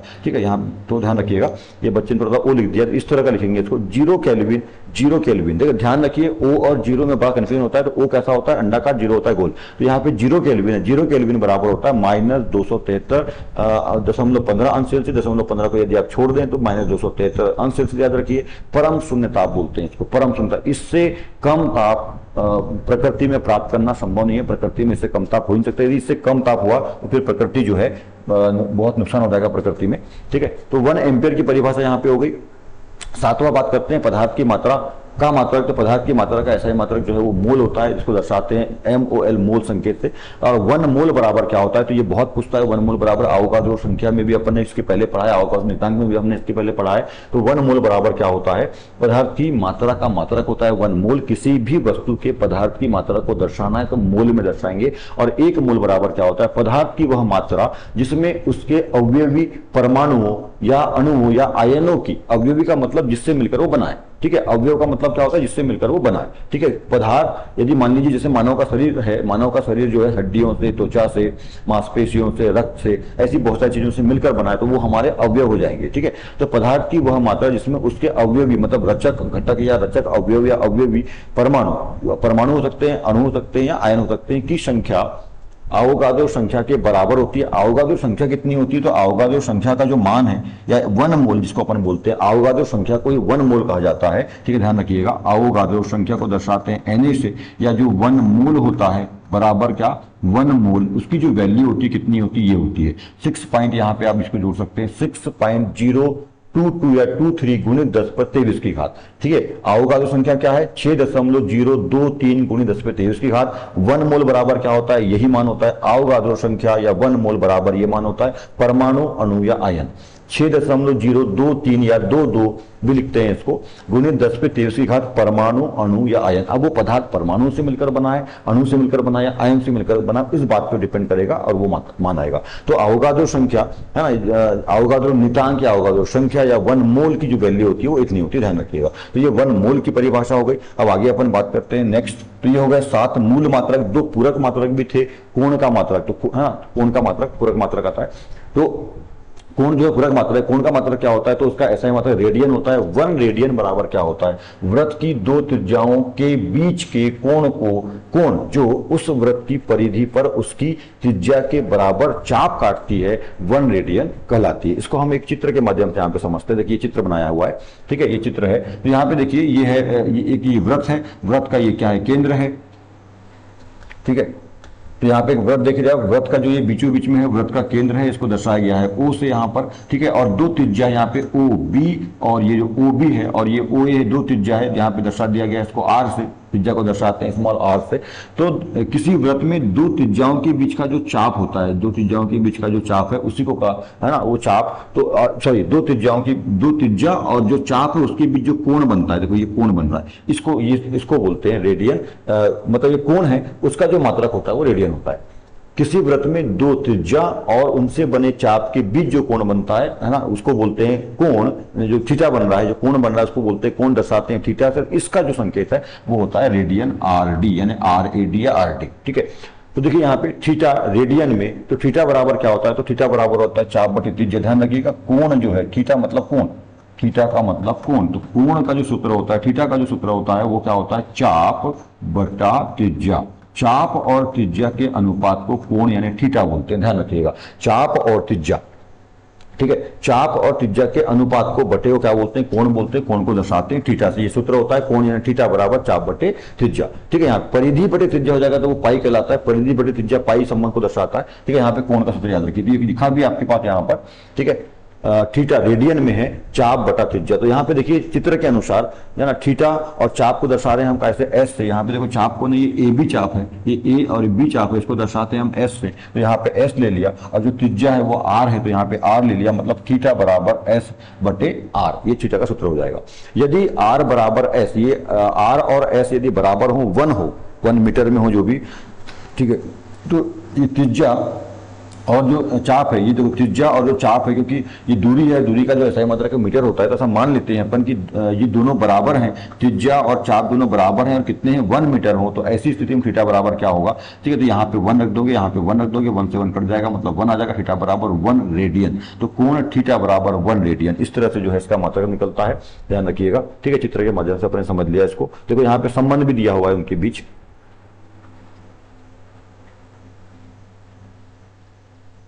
ठीक है, यहाँ पे आप देखो संबंध, पाई बराबर क्या होता है, परिधि बटे त्रिज्या होता है, ध्यान रखिएगा। पाई जो है उसकी जो वैल्यू होती है, पाई जो है वो संकेत है पाई, और पाई की जो वैल्यू होती है उसमें पाई के भी 2 मान होते हैं, ध्यान रखिएगा।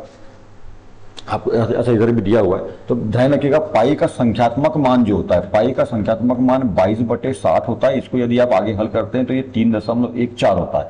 22/60 3.14 ये संख्यात्मक मान है। पर यदि हम पाई के मतलब अंश मान की बात करें तो पाई का जो अंश मान होता है वो 180 अंश होता है। जैसे यहाँ पे आप देख पा रहे हो, पाई का जो अंश मान है वो 180 अंश होता है। पाई बटे 2 यानी पाई का आधा कर दो, बटे 2 मतलब 90 अंश जो समकोण प्राप्त होगा। पाई बटे 2 मतलब 90 अंश समकोण होता है। तो ये अलग अलग बात होती है। पाई का संख्यात्मक मान 22/60 या 3.14 होता है। ये आगे और भी होता है, पर दशमलव के बाद 2 तक लेते हैं बस। और पाई का एक मान और होता है, अंश मान 180 अंश। यदि पाई बटे 2 कर देंगे तो इसका आधा कर दीजिए, ठीक है, आधा कितना हो जाएगा, 90 अंश हो जाएगा। इस तरह से पाई बटे 2 की वैल्यू 90 अंश होती है। ये सब हमको आगे अभी आवश्यकता पड़ेगी, ध्यान रखिएगा।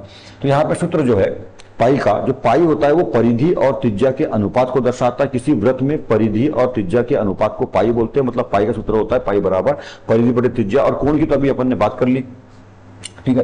कोण थीटा है, थीटा मतलब कोण है, तो कोण बराबर चाप बटे त्रिज्या होता है। 1 सेंटीमीटर बराबर 10 मिलीमीटर, ये ध्यान रखिएगा, ये तो मालूम है आप लोगों को। ठीक है, आगे चलते हैं। तो अब 9वां जो पूरक कोण है, मतलब पूरक राशि है ना, 9वीं, 7 मूल राशि और 2 पूरक राशि 9, ऐसा बोल दीजिए। तो स्टेरेडियन है, और स्टेरेडियन जो है, स्टेरेडियन घन कोण का मात्रक होता है। और उसका क्या है, तो जो घन कोण है उसका ऐसा ही मात्रक स्टेरेडियन दर्शाते हैं एसआर से। 1 स्टेरेडियन की परिभाषा क्या होती है, वह घन कोण जो गोले के केंद्र को शीर्ष मानने पर गोले के पृष्ठ पर इसकी त्रिज्या के बराबर भुजा का वर्गाकार क्षेत्रफल काटता है। वो क्षेत्रफल है, क्षेत्र काटते हैं, क्षेत्रफल काटता है ना, 1 स्टेरेडियन कहलाता है। ठीक है, नोट यहाँ पे देखेंगे, एक बिंदु के चारों ओर का कुल घन कोण 4 पाई होता है। ये ध्यान रखना, क्योंकि 1 नंबर में पूछता है। घन कोण, एक बिंदु, कोई बिंदु है, उसके चारों ओर का जो घन कोण है वो कितना होता है। तो एक बिंदु है, अच्छा ये यहाँ पे ध्यान रखिएगा, एक कोई बिंदु है, एक बिंदु, इसके चारों ओर जो कोण होगा वो कितना होता है। एक बिंदु के चारों ओर का जो कोण होता है वो कितना होता है, तो वो होता है 360, इसको अपन बोल सकते हैं 2 पाई। एक बिंदु, मैं घन कोण की बात नहीं कर रहा, मैं कोण की बात कर रहा हूं। एक बिंदु के आसपास का कोण यानी थीटा, है ना, आसपास का कोण मतलब थीटा कितना होता है, तो वो होता है 360 यानी 2 पाई। क्योंकि 1 पाई बराबर 180, तो 2 पाई बराबर हो जाएगा 360। पर यदि ये पूछा जाए, ये बोला जाए कि किसी बिंदु के आसपास का घन कोण कितना होता है, तो वो होता है 720 अंश। 720 अंश का मतलब हो गया 4 पाई। ठीक है, 4 पाई, ठीक है, 180 गुणित 4 तो 720 अंश हो जाएगा। यदि किसी बिंदु के आसपास कोण पूछा जा रहा है तो 360 अंश होगा यानी 2 पाई होगा। और किसी बिंदु के आसपास घन कोण कितना होता है तो 700, इसका डबल हो जाएगा, इसका डबल है ना, 720 हो जाता है। ठीक है, डबल होगा 72, 72, 720, इसको अपन बोलेंगे 4 पाई। तो वही चीज यहाँ पे नोट में हमने लिखा हुआ है। ठीक है, एक बिंदु के चारों ओर का कुल घन कोण 4 पाई होता है, अर्थात 4 पाई का बराबर 420 अंश होता है। ठीक है, ऐसे याद रखिएगा। एक बिंदु, वही चीज फिर यहां लिखिए नोट नंबर 2, एक बिंदु के चारों ओर का कुल कोण 2 पाई अर्थात 360 होता है, जो मैं यहाँ पे आपको बताया अभी। ठीक है, अच्छा अब घन कोण की परिभाषा, घन कोण को समझने का प्रयास करते हैं। घन कोण का मात्रक स्टेरेडियन होता है। तो यहाँ पे देखिए चित्र के माध्यम समझेंगे। ये एक वृत्त है, यहाँ बीच में इसका जो है केंद्र है O, ये केंद्र है O, और यहाँ से यहाँ तक इसकी त्रिज्या है OA, एक त्रिज्या यहाँ पे OB, दोनों त्रिज्याओं को दर्शाते हैं R से, ये R से दर्शा देंगे दोनों त्रिज्याओं को। और इसके बीच जो चाप बन रहा है, ये चाप है डेल S, डेल एस, चाप का डेल एस, इनके बीच मतलब दोनों त्रिज्या और उसके चाप के बीच जो कोण बन रहा है इस कोण को बोलते हैं यहाँ पे डेल, और ये ओमेगा वाला मार्क बना हुआ इस तरह का, यही है घन कोण। घन कोण देखो ध्यान रखिए, कोण को दर्शाते हैं थीटा से, कोण का जो प्रतीक होता है वो थीटा होता है, और घन कोण, सॉरी धन बन जाएगा, घन कोण, घन कोण इसका जो प्रतीक होता है वो क्या होता है, del omega, omega del omega ऐसा होता है, ध्यान रखिएगा इसका संकेत। ये कोण का प्रतीक क्या है, थीटा है, और घन कोण का प्रतीक क्या होता है, ये यहाँ पे लिखा हुआ है, जो घन कोण का प्रतीक है वो डेल ओमेगा होता है।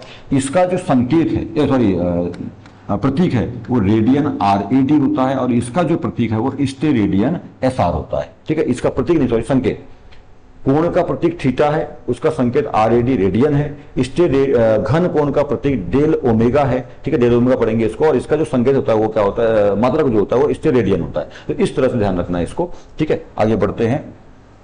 तो इस तरह से ये पूरी हमने 7 मूल राशि, 2 पूरक राशियों के मात्रक क्या होते हैं, परिभाषा उसको देख ली। अब बात करते हैं नेक्स्ट यहाँ पे अल्पतमांक। ठीक है, नेक्स्ट चीज आती है अब अल्पतमांक। नेक्स्ट जो है आपका जो टॉपिक है वो अल्पतमांक है। अल्पतमांक क्या होता है, नाम से आपको समझ में आ रहा है, अल्पतमांक मतलब अल्प, अल्प मतलब बहुत बहुत कम, और मांक मतलब अंक।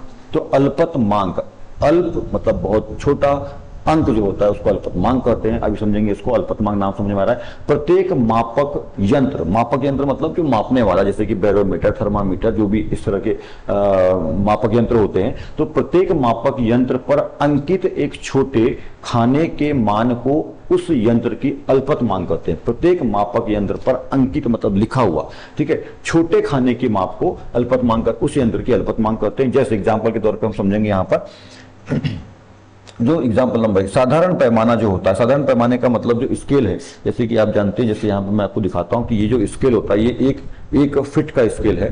ठीक है, यहाँ पे आप देख रहे हो ये 1 फीट का, इसका छोटा भाग भी आता है, छोटा भाग भी रहता है, जो 15 सेंटीमीटर का छोटा स्केल भी होता है। ये बड़ा स्केल है 30 सेंटीमीटर, जिसको 1 फीट बोलते हैं, 1 फीट का होता है। ठीक है, 30 सेंटीमीटर बराबर 1 फीट या 1 फुट का होता है। तो ये है साधारण पैमाना, इसको बोलते हैं साधारण पैमाना हिंदी में, इसको इंग्लिश में बोलते हैं स्केल। ठीक है, तो ये जो स्केल है, ठीक है, साधारण पैमाना यानी स्केल पर एक छोटे खाने का मान, छोटे खाने का जो मान है वो कितना होता है, 0.1 सेंटीमीटर, जिसको हम 1 mm यानी 1 मिलीमीटर बोलते हैं, होता है।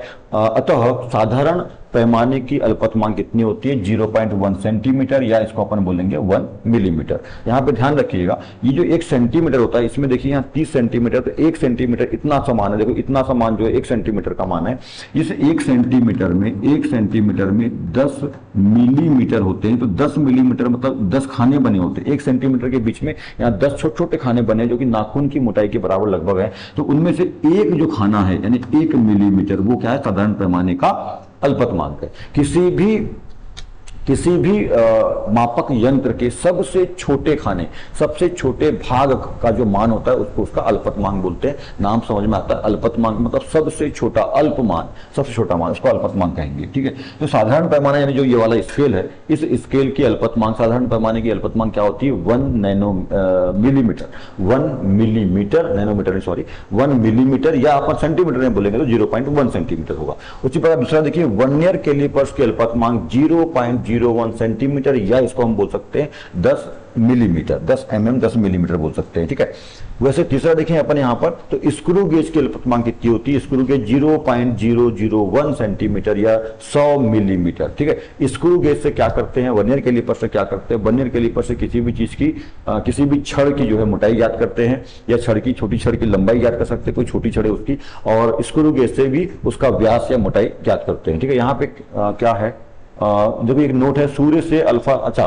सूर्य से प्रकाश, सूर्य से अल्फा सेंचुरी या प्रॉक्सिमा सेंचुरी, जो सूर्य के बाद सेकंड तारा है हमारे पृथ्वी के पास का, पृथ्वी के सबसे करीब का जो तारा है वो सूर्य है, उसके बाद सेकंड करीब का तारा जो है वो कौन है, अल्फा सेंचुरी या प्रॉक्सिमा सेंचुरी है। अल्फा सेंचुरी, ध्यान रखिएगा, ये कंफ्यूजन आप लोगों को हो सकता है। अल्फा सेंचुरी, ये 3 तारे हैं, ऐसे 3 तारे हैं, इन 3 तारों के समूह को प्रॉक्सिमा सेंचुरी बोलते हैं। ये अल्फा सेंचुरी ए है, अल्फा सेंचुरी बी है, अल्फा सेंचुरी सी है। ये 3 तारे हैं, तीनों तारों के एक साथ समूह को प्रॉक्सिमा सेंचुरी कहा जाता है, ऐसा ध्यान रखिएगा।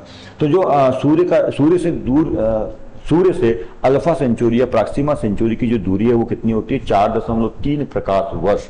4.3 प्रकाश वर्ष होती है। ये प्रकाश वर्ष बहुत बहुत लंबी दूरी होती है। और प्रकाश वर्ष क्या है, ध्यान रखिए, कई बार प्रश्न आता है कि प्रकाश वर्ष किसको नापने की दूरी, तो हम बोल देते हैं प्रकाश को नापने की दूरी है। तो ध्यान रखना, प्रकाश नापने की दूरी नहीं है, क्योंकि नाम से लगता है कि प्रकाश वर्ष मतलब प्रकाश को नापता होगा, तो ऐसा नहीं है। प्रकाश वर्ष जो है दूरी को नापने का मात्रक होता है। प्रकाश वर्ष प्रकाश को मापने का मात्रक नहीं होता है। कई बार आता है 1 प्रकाश वर्ष या प्रकाश वर्ष किसको नापने का मात्रक है, तो अपन बोल देते हैं प्रकाश को नापने का मात्रक है ना। वहां ऑप्शन भी मिल जाता है अपने को, तो ऐसा नहीं करेंगे, ध्यान रखना है, क्योंकि मिस नहीं करना। ये जो है दूरी को नापने, लंबी दूरियों को नापने का मात्रक होता है। चलिए यहाँ पे हो गया। अब बात करते हैं नेक्स्ट, संदिग्ध अंक क्या होता है। ठीक है, संदिग्ध अंक का मतलब डाउटफुल डिजिट। ठीक है, संदिग्ध, नाम समझ में आ रहा है, संदिग्ध अंक। ठीक है, आपको नाम से समझ में आ रहा है, संदिग्ध का मतलब डाउटफुल। ऐसा अंक किसी भी मापन में, किसी भी चीज का अपन, किसी भी वस्तु का मापन करते हैं, लंबाई का, दूरी का, द्रव्यमान का, किसी भी चीज का अपन मापन करते हैं, तो मापन में संदिग्ध अंक क्या होता है, ध्यान रखना। तो जो अंतिम अंक होता है ना, लगभग उसको संदिग्ध अंक कहते हैं। परिभाषा समझेंगे, किसी माप को, किसी चीज को अपन माप रहे हैं, किसी चीज का अपन मापन कर रहे हैं, किसी माप को उसे मापने में प्रयुक्त, किसी माप को उसे मापने में प्रयुक्त यंत्र की यथार्थता यानी सत्यता निरपेक्ष मान बोलती है। यथार्थता का मतलब क्या होता है? यथार्थता का मतलब होता है निरपेक्ष मान, सत्यता। ठीक है, की सीमा के अंतर्गत व्यक्त करने पर उस माप का अंतिम अंक, माप का अंतिम अंक, किसी भी माप का, किसी मापन यंत्र से अपन ने किसी वस्तु का, किसी राशि का मापन किया है, उसका मापन करने से जो माप प्राप्त हुआ है, उस माप का जो अंतिम अंक है उसको बोलते हैं संदिग्ध अंतिम अंक को। हम सरल भाषा में बोल सकते हैं किसी माप के दशमलव के बाद के अंतिम अंक को। किसी भी माप, किसी राशि का हमने माप किया है, कोई दूरी हमने नापा है, द्रव्यमान हमने नापा है, कोई समय, कोई ताप, कुछ भी ऐसा, तो उसका माप हमने किया है, माप का दशमलव के बाद का अंतिम अंक, दशमलव के बाद सबसे अंतिम अंक जो है उसको बोलते हैं संदिग्ध अंक। एग्जाम्पल के माध्यम से यहाँ पे समझने का अपन प्रयास करेंगे। उदाहरण देखो, यदि साधारण पैमाने से कोई लंबाई 1.7 सेंटीमीटर मापी गई है, तो यहां अंक 7, दशमलव के बाद का अंतिम, दशमलव के बाद का अंतिम अंक 7 है। देखो यहाँ पे 7 है ना। तो ये 7 जो है यहाँ पे संदिग्ध अंक कहलाएगा। यदि कोई माप, दूसरा एग्जांपल देखिए, यदि कोई माप 2.381 सेंटीमीटर है, तो यहाँ अंतिम अंक 1 संदिग्ध अंक कहलाएगा। मतलब किसी भी माप में जो अंतिम अंक, दशमलव के बाद का जो अंतिम, दशमलव के बाद सबसे अंतिम अंक जो है उसको संदिग्ध अंक कहते हैं। सिंपल सी भाषा में याद रखिए, किसी भी मापन यंत्र से आप किसी भी राशि का मापन कर रहे हैं, माप कर रहे हैं, उससे जो पाठ्यांक आपका आएगा, जो आपके अंक आएंगे, सेंटीमीटर, किलोग्राम, जो भी आएंगे, इसमें भी आएंगे, उस दशमलव के बाद का अंतिम जो अंक रहेगा उसको संदिग्ध अंक कहते हैं। इसके बाद ध्यान रखेंगे, संदिग्ध अंक दशमलव के बाद के ही अंक होते हैं, पहले के नहीं। ध्यान रखिएगा कि मैं बार बार बोल रहा हूं परिभाषा में, दशमलव के बाद का अंतिम अंक। ठीक है, ये ध्यान रखना। मापन में त्रुटि, अच्छा अब ये मापन में त्रुटि, तो ये जो वीडियो है आज के लिए काफी लंबा हो चुका है, लगभग ये, ठीक है, लगभग 1 घंटे 1.5 घंटे के आसपास का वीडियो हो गया है। तो इस क्लास को हम यहीं पे आज खत्म करते हैं। और मापन में त्रुटियां जो है, और उसके बाद जो विमी सूत्र को बनाना, और जो आंकिक प्रश्न है, आंकिक प्रश्न है इसमें न्यूमेरिकल रहेंगे, उसको हम नेक्स्ट वीडियो में कवर करेंगे। तो आज की वीडियो के लिए, आज की क्लास में अपन इतना ही करते हैं। बाकी क्लास के लिए आप जो है, ये आपका चैप्टर 1 का क्लास 1 है। अब उसके बाद सेकंड क्लास के लिए आप चैप्टर 1 का क्लास 2 देखिएगा। तो आप थंबनेल को देखकर ही समझ सकते हैं, थंबनेल में ही ऊपर आपको मिल जाएगा। ठीक है, कि चैप्टर फर्स्ट 11th फिजिक्स का चैप्टर फर्स्ट, क्लास फर्स्ट। और जब दूसरा इसका, इसी के आगे का मतलब ये त्रुटियों के बारे में अपन पढ़ेंगे, और जो है बाकी जो चीजें इस अध्याय में बच गई हैं आगे उसको जो है, तो उसको थंबनेल में आप देखेंगे। तो इसमें chapter 1 11th physics chapter 1 class 2, 11th physics chapter 1 class 3, इस तरह से रहेगा। तो इस तरह से देखिए, ये क्लास 1 है, इसके बाद क्लास 2 और क्लास 3 भी आएगी। तो पूरी तीनों क्लास को देखिएगा।